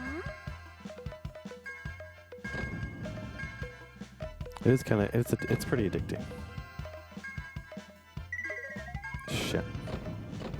It's always bad when you kind of lob it up there and it takes its time, so you want to...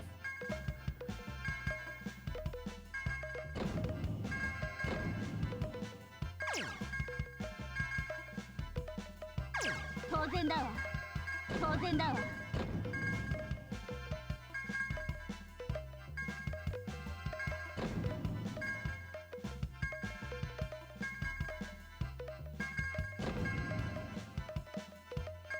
攻めちゃいや Come on, come on, come on!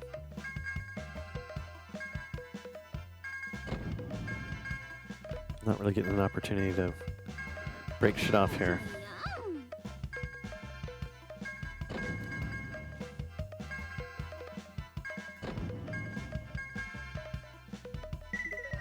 I need to make a section. I need to make a clearing up there. Is probably what I should be doing. Oh shit! 行くわよいいわ Like she just did. Fuck. 攻めちゃいや It's not good. Great. エキサイトしてもエキサイトして No, no.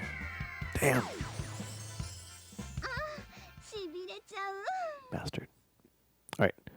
Let's switch games. So we'll do a 5-ish minute break. I'm gonna get a beer, another beer for the night, and then I gotta switch cabs.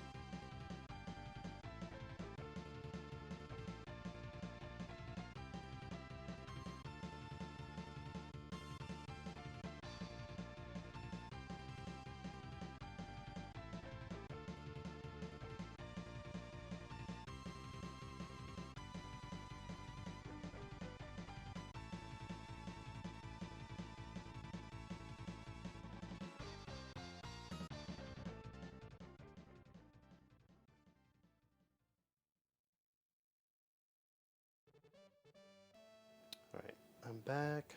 I'm back. I'm back. I'm back.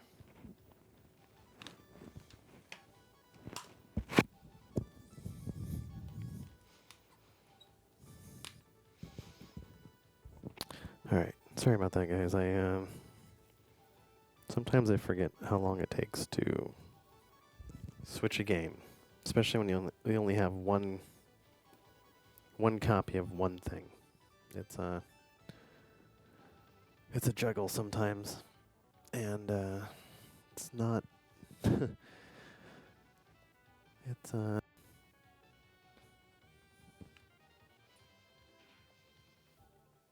when you only have one Taito F3 deal, and then I realized I couldn't find my other split fire. So I'm like, oh, now I have to go take apart the shit I was just streaming on, move it over. Then I realized on the Taito F3 motherboard, there's a little jumper where you have to switch it from sensor mode to jump to a joystick. And I was like,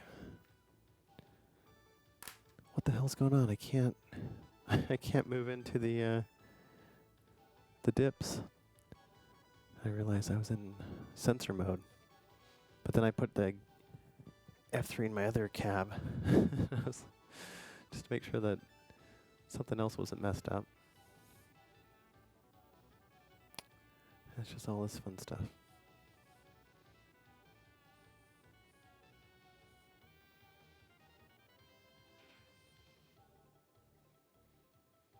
So I'm almost ready. I just gotta move my control panel pick here. Yeah, just in essence of her interest of time. Let's just move it over. Let's just roll with it.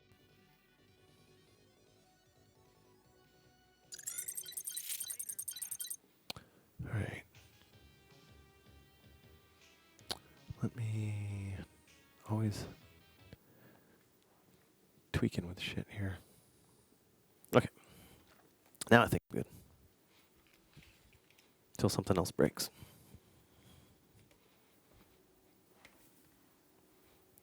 All right, now we're in the other cabinet. I didn't have a camera.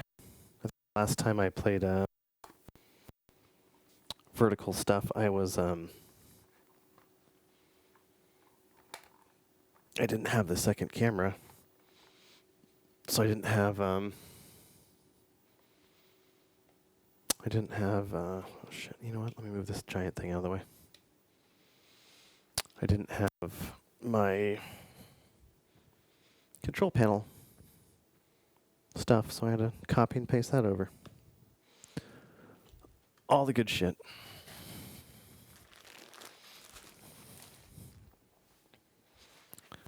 And let's move some stuff that is bad in the background. There we go. Although I should have just followed Past Blaster's advice and just said, who gives a shit? But yeah, let's play RayForce. And re-up the beer here. And then close out the night.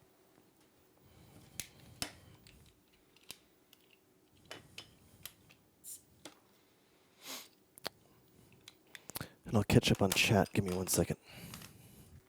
I gotta use my phone for the chat, and it's running low here.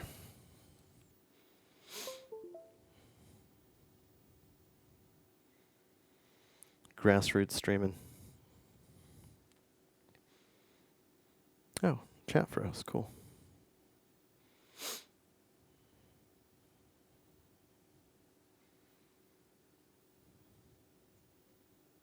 Okay.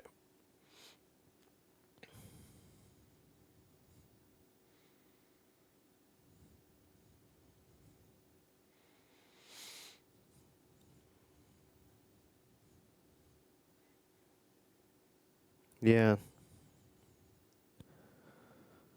Yeah, I have 2 teens and 1 grade schooler, Jeffrey, and they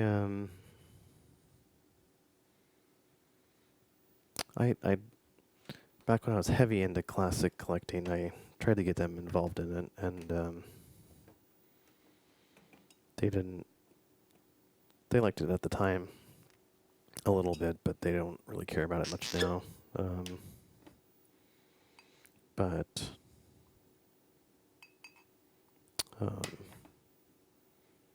my son does like Metal Slug a lot, so we play that from time to time on the Neo Geo multicart.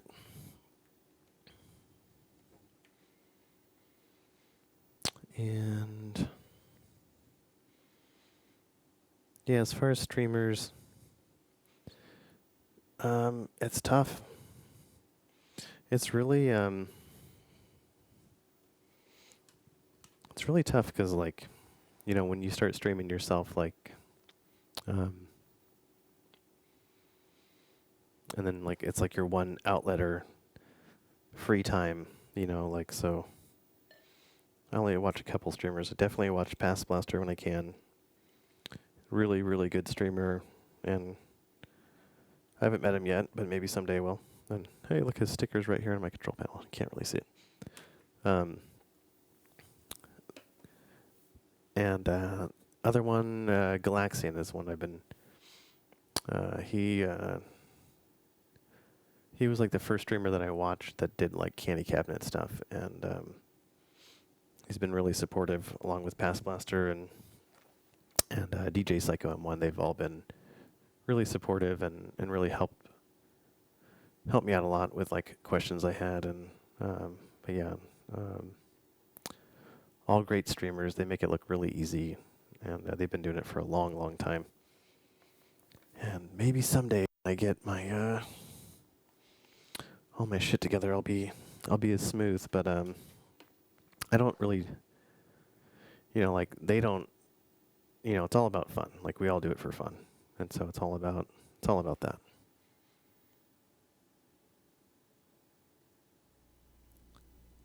And I don't, you know, I should check if the game audio is even working. Let's try it out. Oh yeah.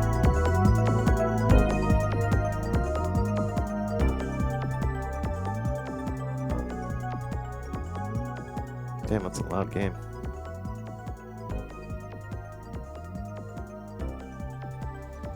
One or two player button. Oh yeah, I should probably say cheers for the last game of the night. Too loud? Okay.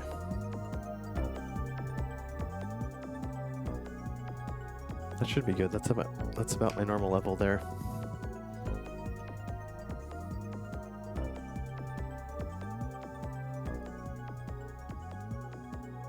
There.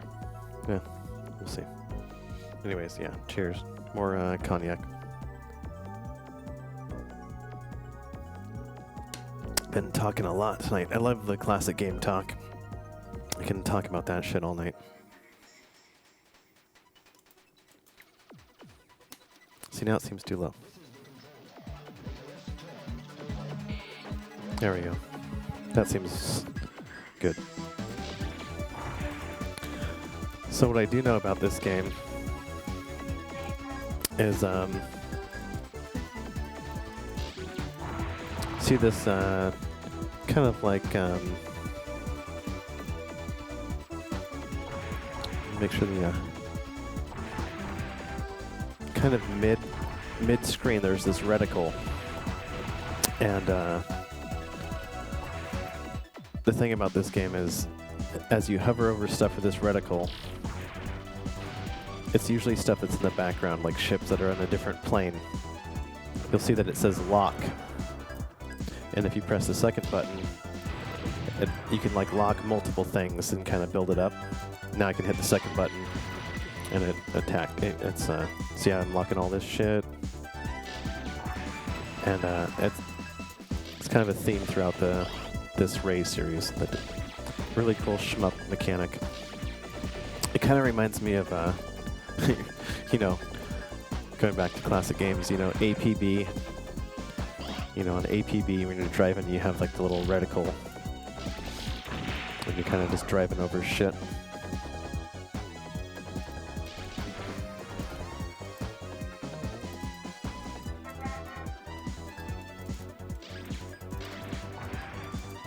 I don't know if it's good to like build up a shit ton.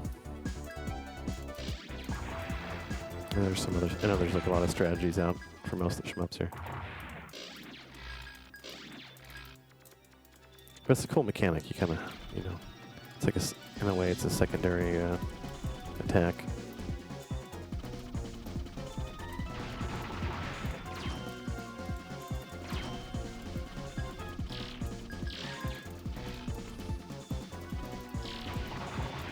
It's kind of weird switching from switching cabinets. I feel so far away from my monitor over there. All my setup, it's kind of hard to see what's going on, but it looks like can't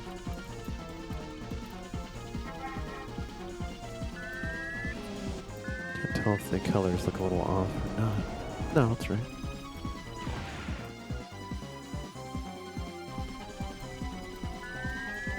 There's this weird, every time I've switched games, there's the VGA port, the HD15, I guess I should say, because it's not VGA, but on my scaler,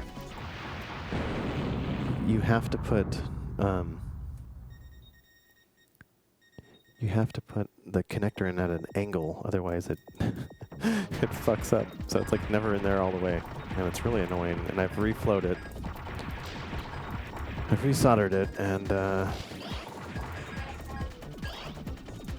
don't know what the deal is. I think I might just swap out the whole connector, because I think internally some of the pins are like jacked up.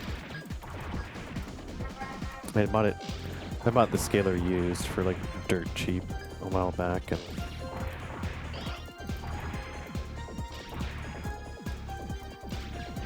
but yeah, all the components for streaming stuff is just, it's a lot of stuff. And when I'm playing on Mister, I always take it for granted because look at all these ships coming in. It's so cool. You can just like, I don't know if there's a limit.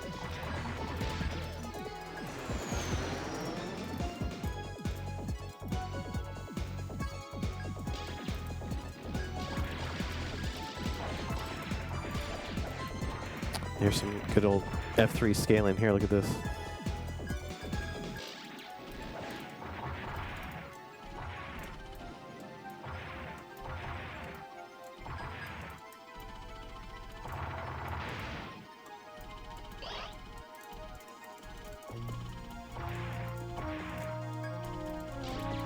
Oh, shit. What? Continue already?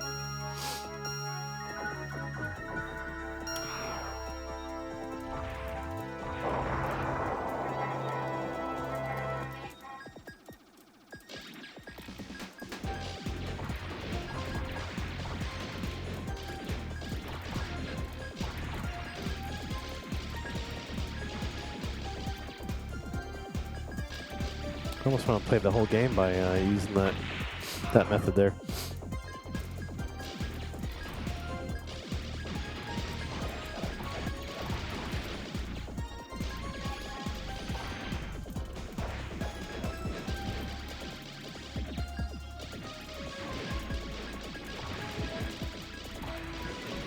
Some objects you can't even fire at, so you have to use this the lock-on mechanic here.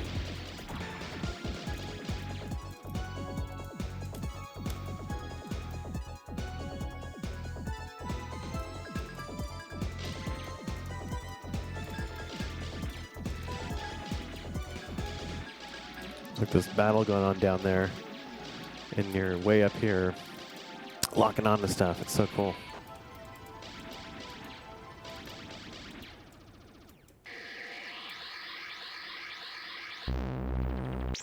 Well, oh man, that was nice.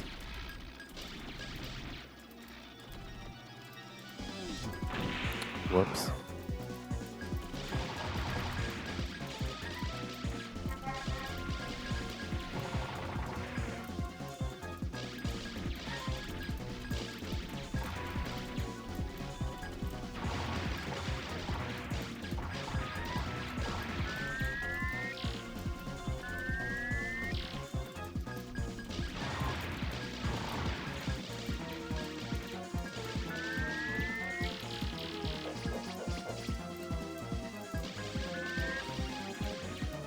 Oh shit, what's he doing now?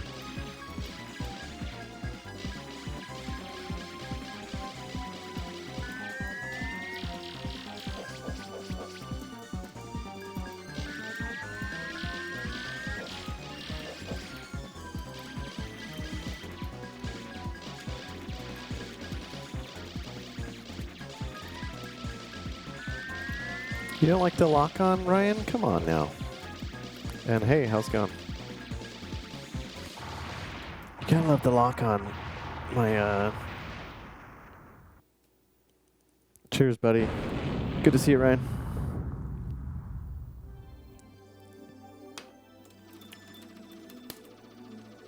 It is very neat. I, fucking sliced my finger open tonight with, avocado. That was fun. It's my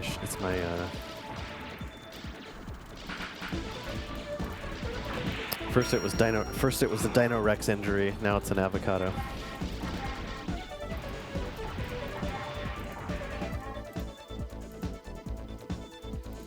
Yeah. I'm sorry, not on an avocado. Cutting or a you know, when you have to get the pit out and you drop the knife on there. I dropped the knife on. I thought it was locked in there, and it slipped and went straight through my finger. Not through, but you know, pretty deep. I guess I did kind of wasted that avocado because there's some Mortal Kombat action.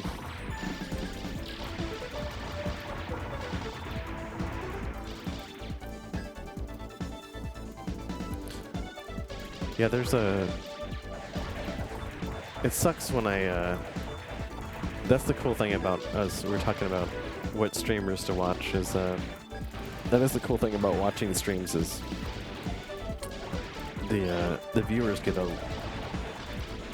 when it's a shmup and it's so busy, the viewers are the ones that get to see all the good shit. Like, I'm looking all over the place, and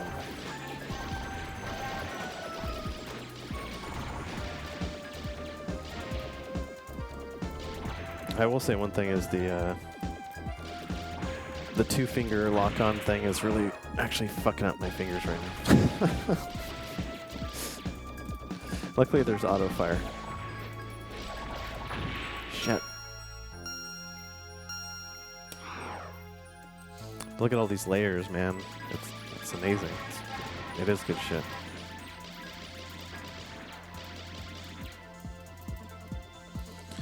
Probably next stream I'll probably do.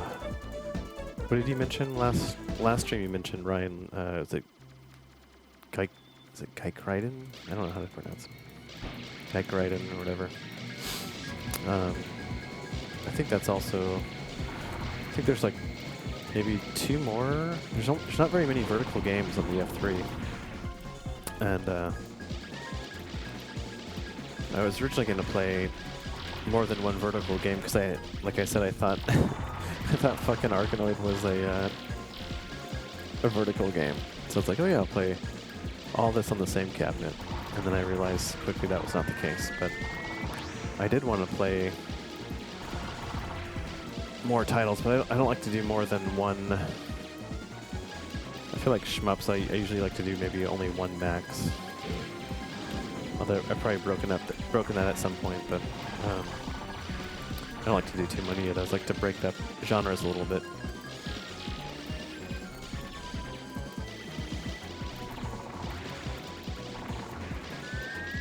You get lots of movement in this game. It's like multiple screens worth. It's like a screen and a half, and you get like maybe like a quarter of a screen on each side plus.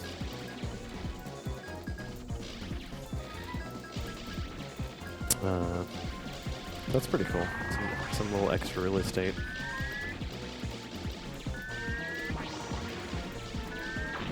Oh shit, I didn't see that.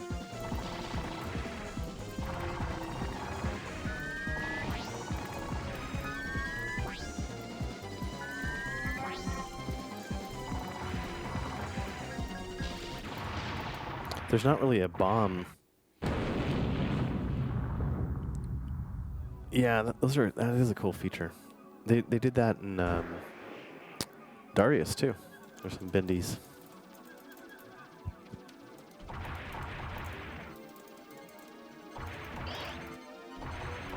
There's no bomb, like I was just saying, so you have that lock-on shot, so that's kind of like your ground.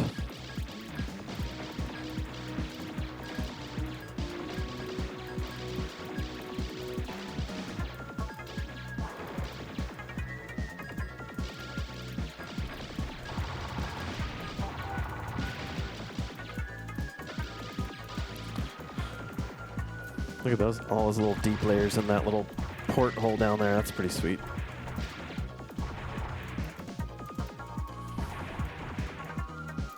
I guess I should have gotten that. You're supposed to have your reticle way up here so you can catch mid stuff coming up that's lower, like up here. I'm supposed to be way up here.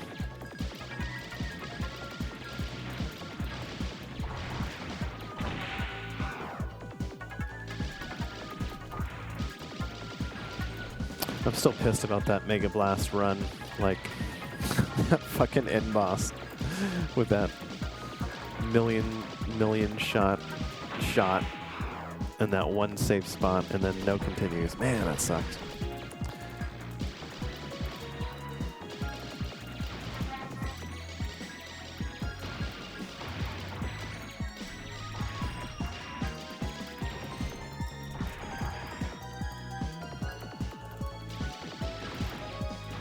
I'm almost just pressing both buttons at the same time because it's easier than like alternating or even holding down the auto fire because it just feels like there's more pressure on my index finger and it's hard to lift up and down.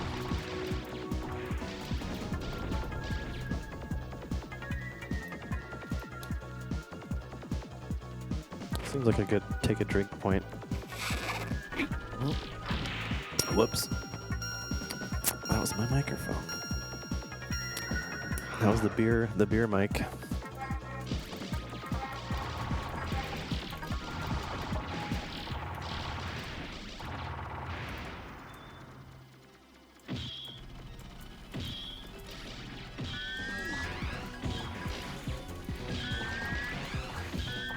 A lot of these games too, like see, his green laser shot is the same exact shot. It looks exactly like my ground lock shot. Of course, you hear that sound.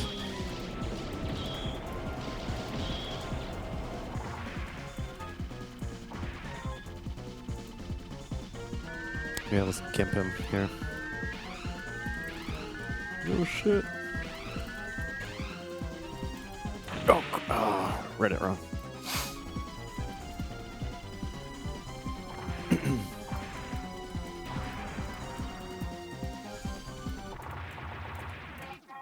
This game's not as crazy with the bullet hell stuff. It's just kind of very mid, you know.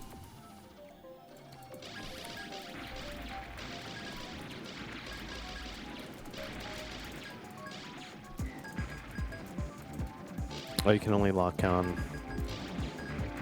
You get a cascading little multiplier there.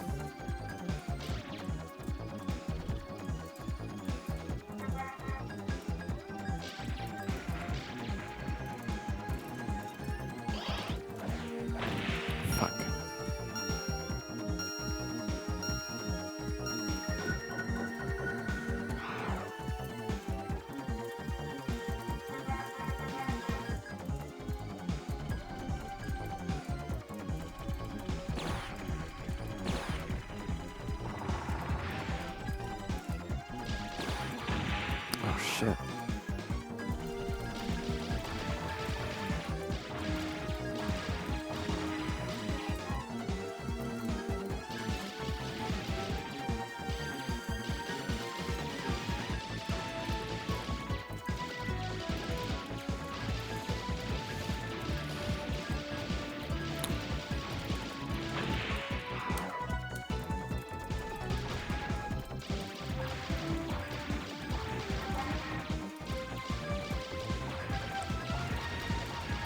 Yeah, it keeps you busy.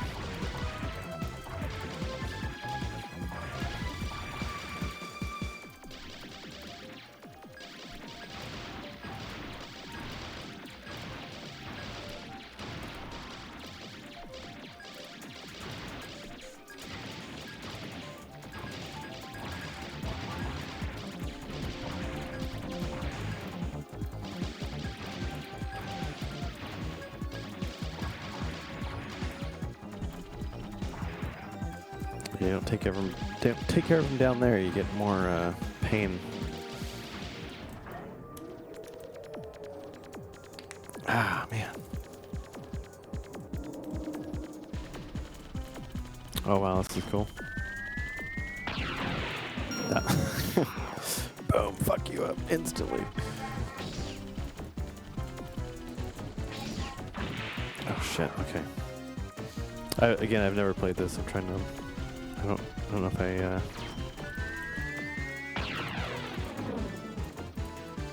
Oh, come on.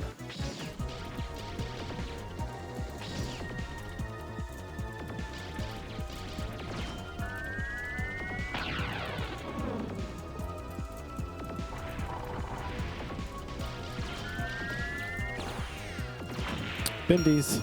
Get some bindies.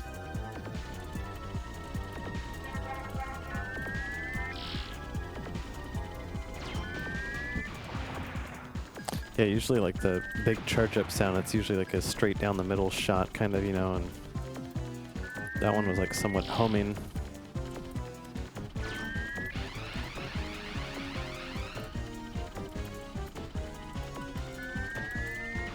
Half the time it's just a guessing game. Shit.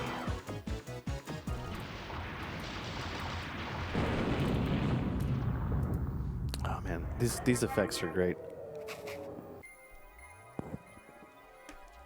They did a great job with. This is what I want to see more of. Like, you know, when I was playing Arkanoid Returns, and they had that static background. And I get it, like it's a puzzle game, so you want to focus on like the foreground, but like they could have muted the background a little bit and then had some movement, you know, like even if it was just some boring space shit, like.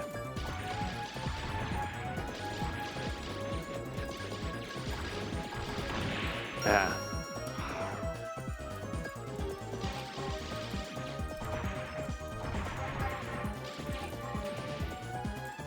What am I doing?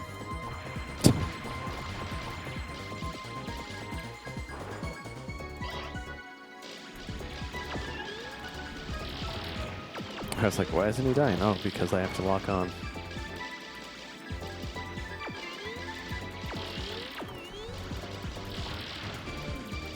Lots of different shot types too per enemy. It's not always one enemy has the same shot.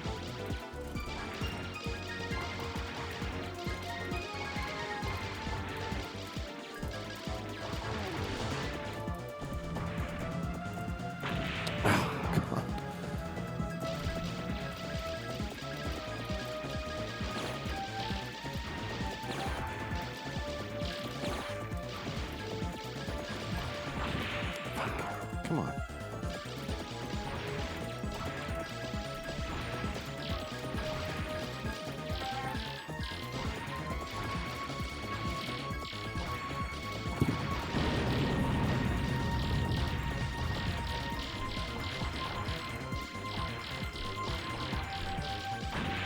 No. See if I can get through this game. It'd be fun to finish it. Although I don't like continuing, you know, unless I'm doing some sort of like 1cc score or like a score run thing, you know, where you have to like do one credit at a time. I like to burn through these and like explore them. So if I'm gonna commit to playing it, might as well just credit feed it, see what it looks like.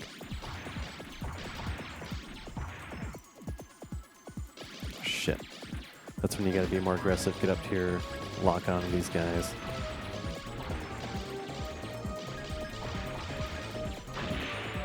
Oh, you can't hit that. Okay, that's a first.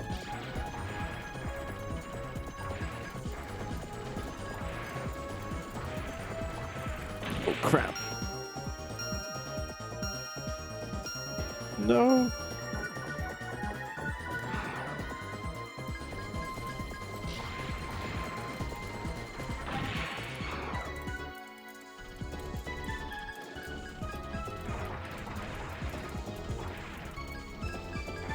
Oh shit, that was close.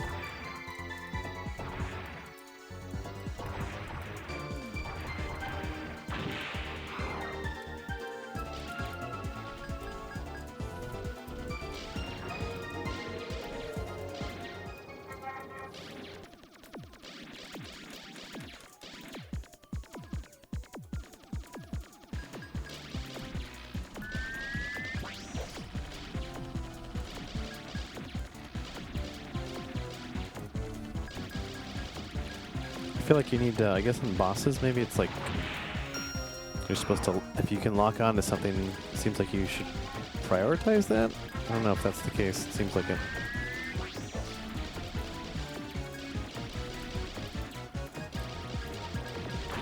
Why did they go up? I think my actual monitor on my my cabinet is way off because the feed looks way better than my monitor does right now. This cabinet does not have as good as monitor as the other one.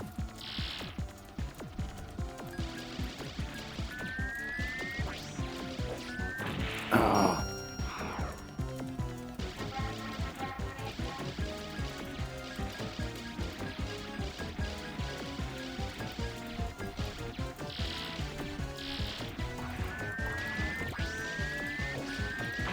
Fuck, man, I thought that was one little homing.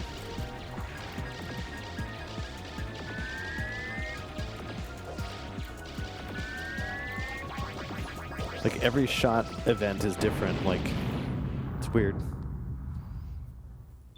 Yeah, what are you talking about watermelons? Where are you even getting the watermelon thing? It's watermelon. Am I missing something? Did I miss something?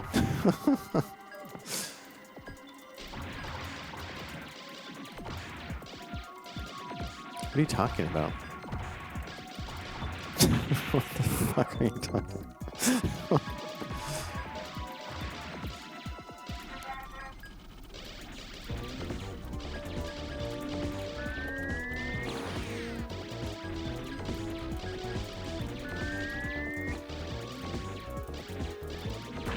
Oh, come on.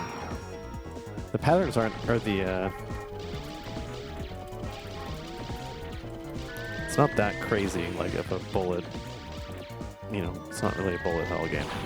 It's, low level. Oh, I love this. Look at this. I think I was watching, I don't know whose stream I was watching that played this months ago, but I love this intro here. As the city rolls in, how it's one solid sheet of background. Oh, that's what you're talking about, the little watermelon wedge thingies. See how it's starting to go from, instead of your ship moving, the background moves to adjust the perspective, and now I go from facing into the city to on top of it. That was a really, really, really cool transition. And somehow I care about all these ships that are way down there. These are the pineapples. Those are pineapples.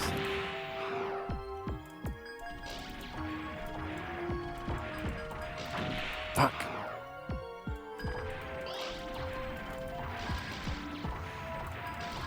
If those guys down there aren't attacking me, then... Look at that. This looks like one solid, like, layer. So cool.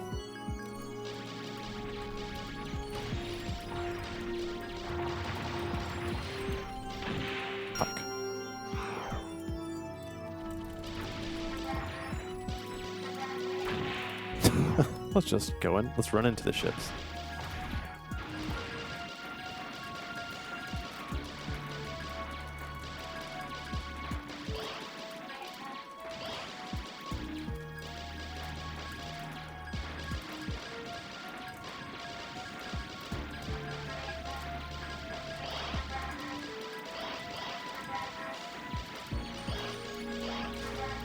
Man, that watermelon.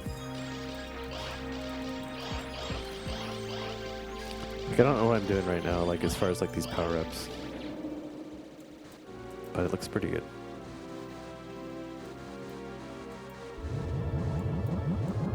Let's turn it up a little bit.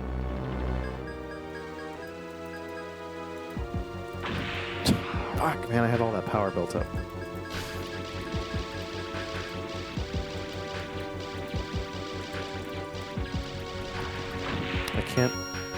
I can't move left or right, can I? Because I'm... Oh, wait, that won't... Okay, that doesn't kill me. I thought these electrical waves coming out were containing me, but I guess not.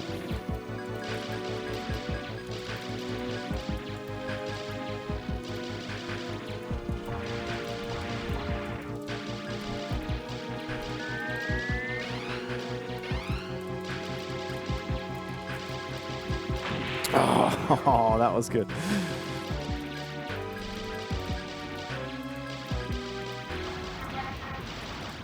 I do love in shmups when you have this really good run of dodging and it feels really rewarding.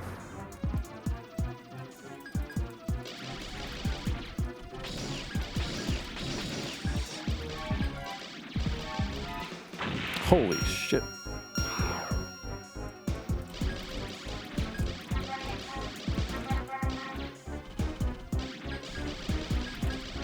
Alright, what's going on here?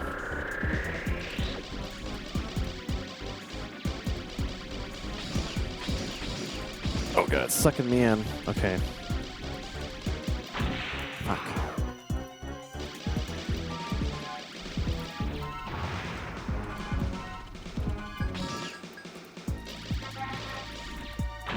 Jesus. That orzo salad shot right there.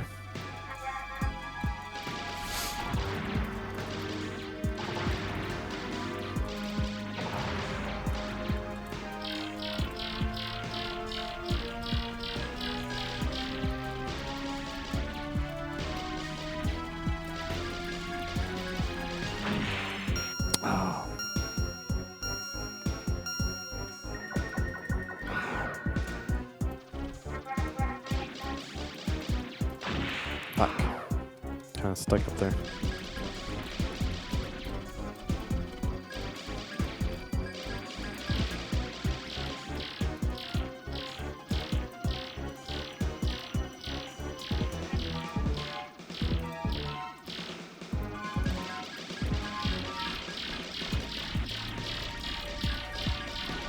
Star Castle.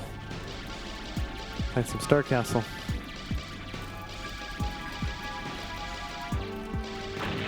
Oh, that'd have been cool to go all the way.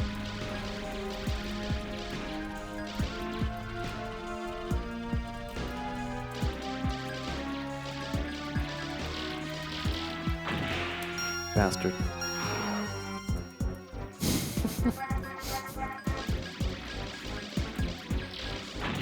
Bastard.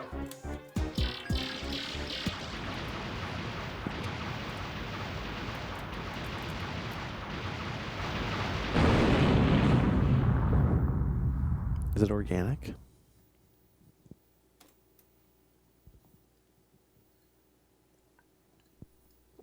Not GMO? I assume that was it.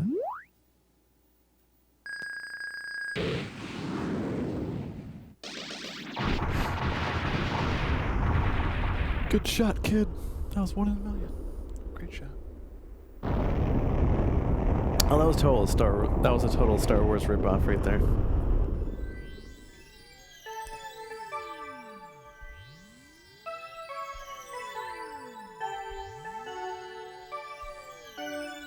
Is that? So was it watermelon then? It was watermelon? You weren't fucking around?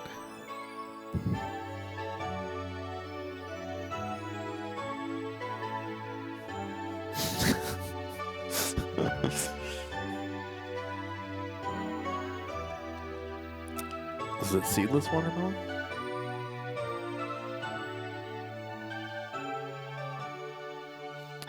Should I swipe my screen like this That's probably what you should have done. I'm gonna swipe my screen right now like a little chop.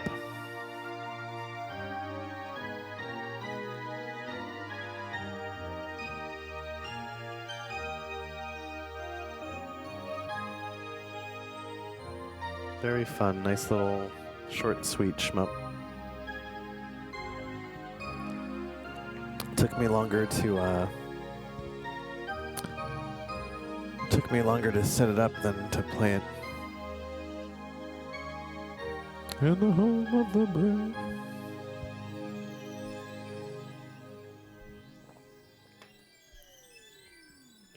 '93.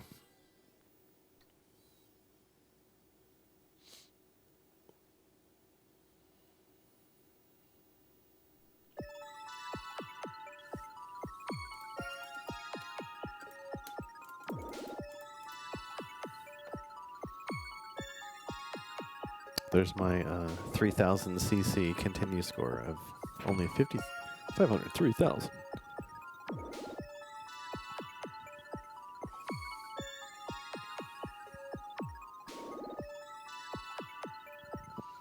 That's on the GNet, right? I don't even have a GNet, so.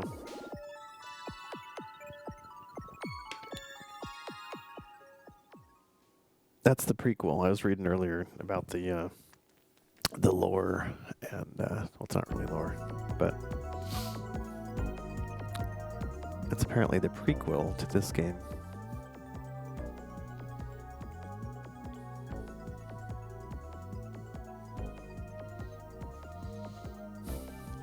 I wish I had enough time to play something else, but I don't.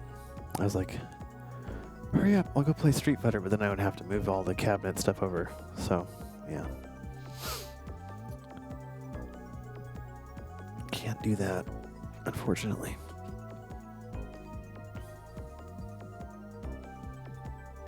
That'd be awesome.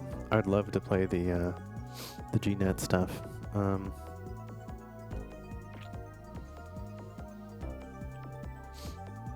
Maybe I should just... No, I can't leave my... I was trying to figure out where to move my camera to here. There we go.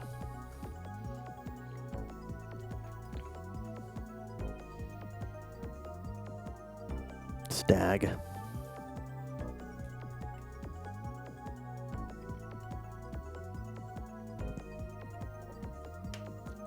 Oh man, the Asahi goes down good.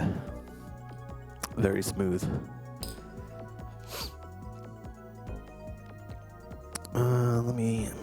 I gotta switch cameras here.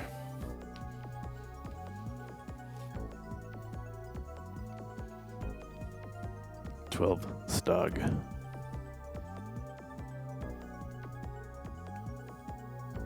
Let's see. Find the angle with the least amount of shit in the background. There we go.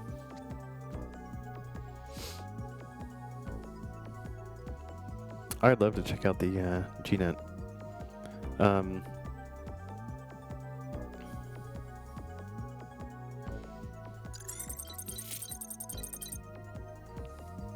Let's see here.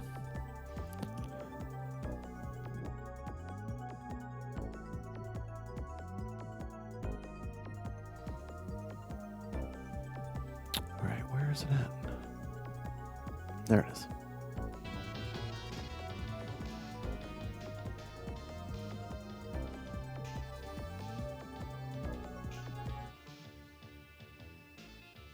I also need to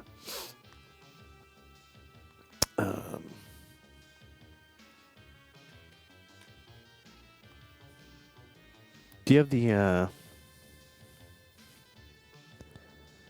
Ryan, do you have the multi? The what is it? The CF.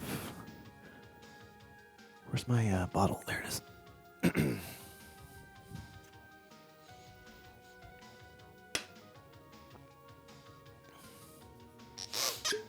Yeah, the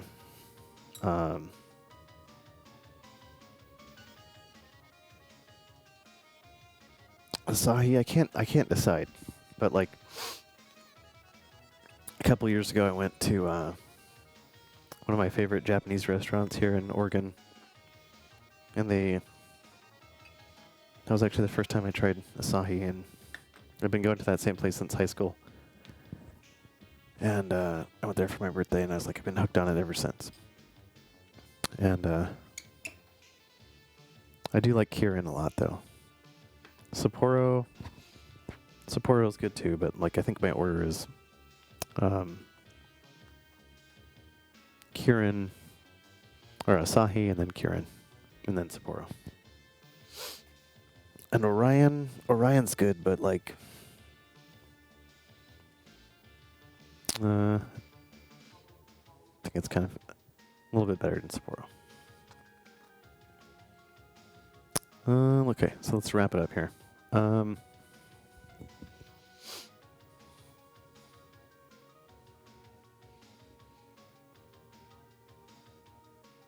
see, make sure that I capture everything tonight.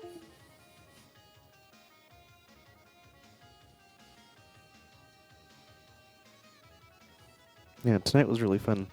Last stream was so fun too. Played a lot of Street Fighter. Almost had a 1cc. But yeah.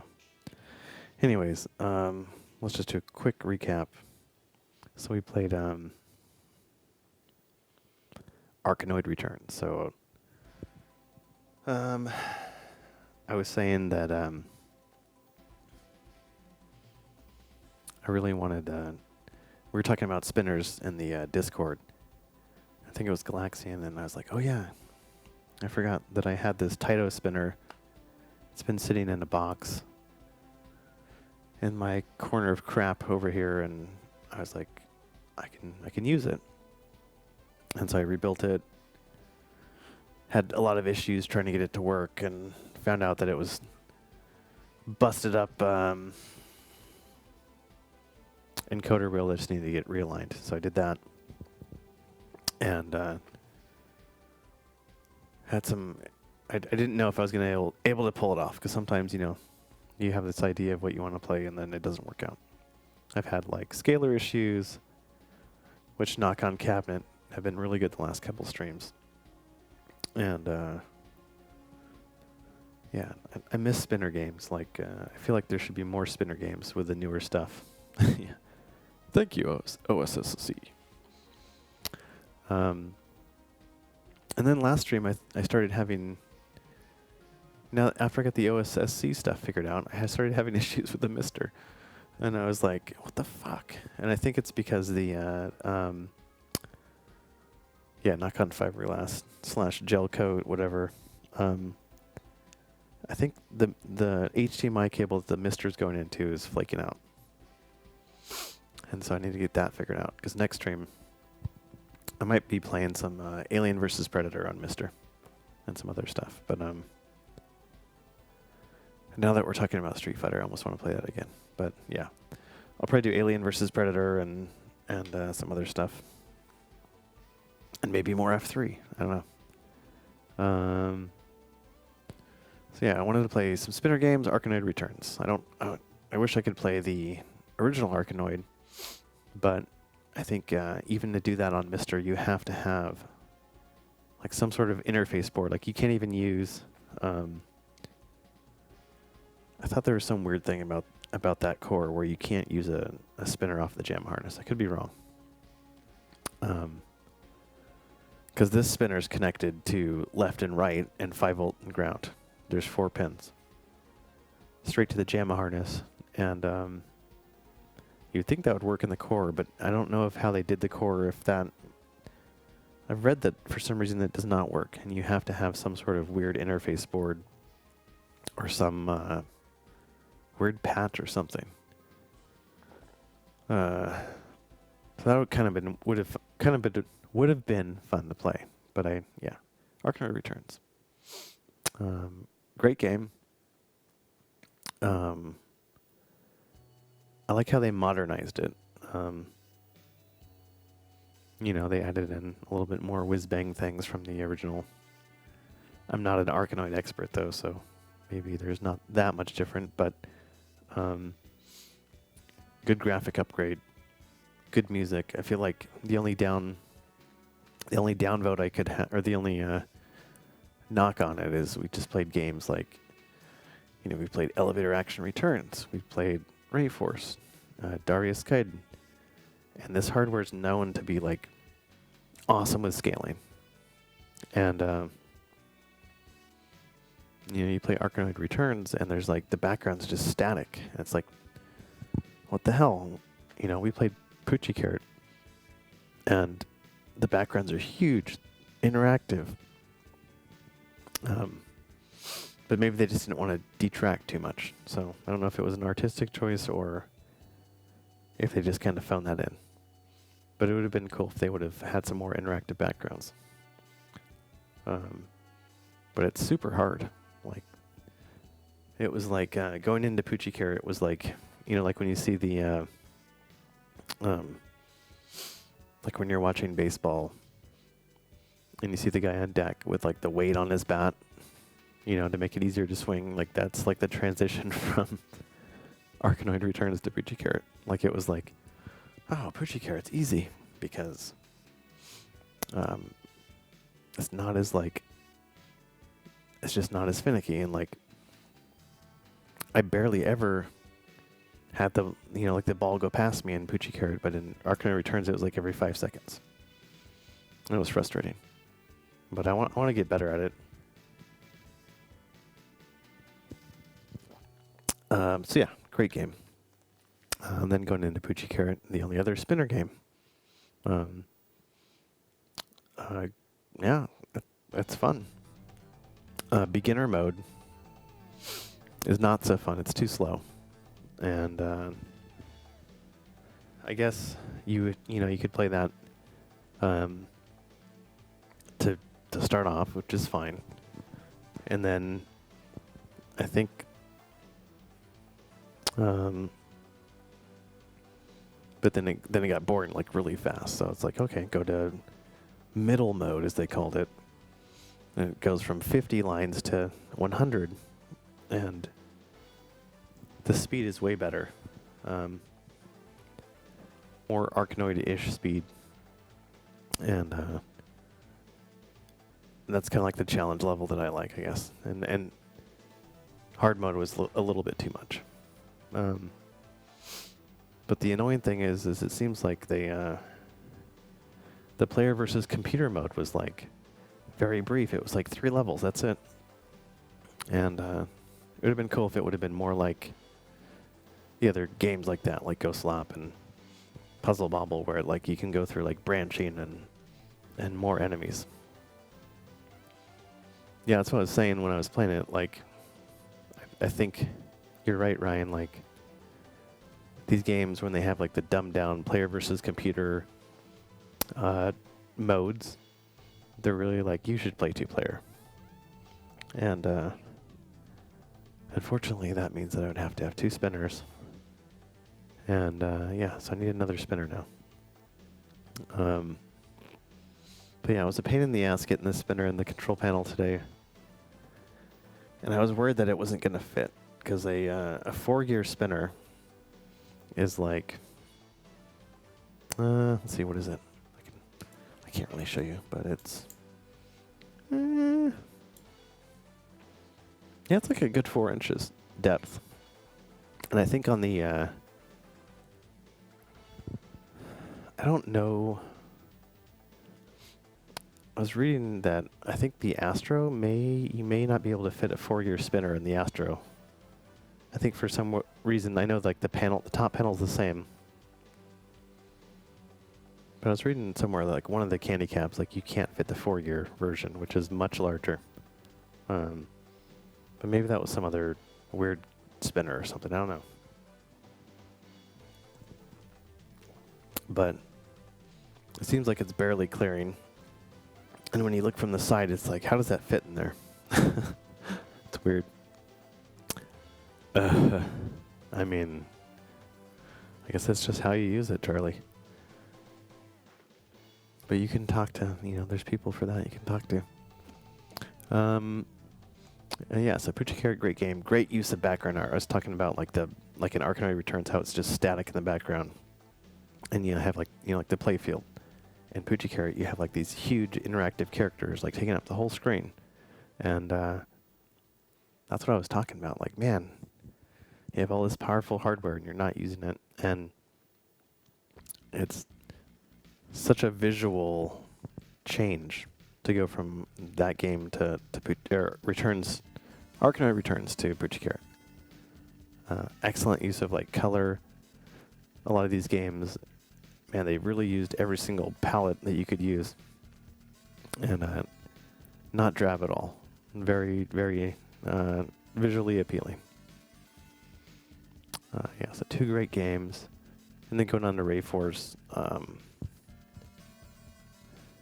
I don't know what to say about it. It's the lock-on mechanic's cool, but it hurts your hands. Maybe I don't have the shmup.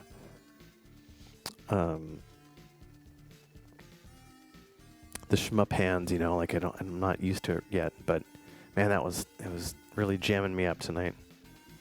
But yeah, excellent use of graphics, layers, and scaling, and parallax, and that's what this hardware is about. This F3 hardware is that game, like Darius Gaiden and Elevator Action Returns, the games that I don't even know if that pushed the hardware, but looks like it came close. Yeah. So yeah, 3 good games. I don't even really know what my favorite of the night is because they all were like good, but they weren't like Elevator Action Returns good. Like like none of them blew me away. But they all were really fun. Yeah. It's kind of like a bunch of short and sweet games tonight. And that's it. So, yeah. See you next time, guys. Thanks for coming. Thanks for the subs and the follows. It's good to talk to you guys about classic games tonight. I love when we can mix in the talk of like classic while we're playing more modern stuff. Like, it's really fun for me, and this is kind of what it's about. Like just BSing and hanging out. Having some beverages and just hanging out. Have some positive entertainment. Also, don't forget to watch Flashpoint if you have HBO. That was the B movie of the night. It's good. It's very good. So yeah. Cheers, everybody. Charlie, Ryan, Jeffrey. I don't know who else is here right now, but yeah, you guys. Great talking with you guys tonight, and I got to see Ted Pass Blaster and Zion Farm, and we had a couple new people show up tonight. I'm gonna have to scroll way back.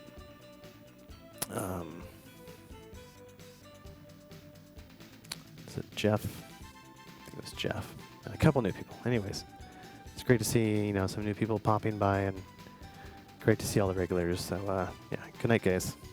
See you next time.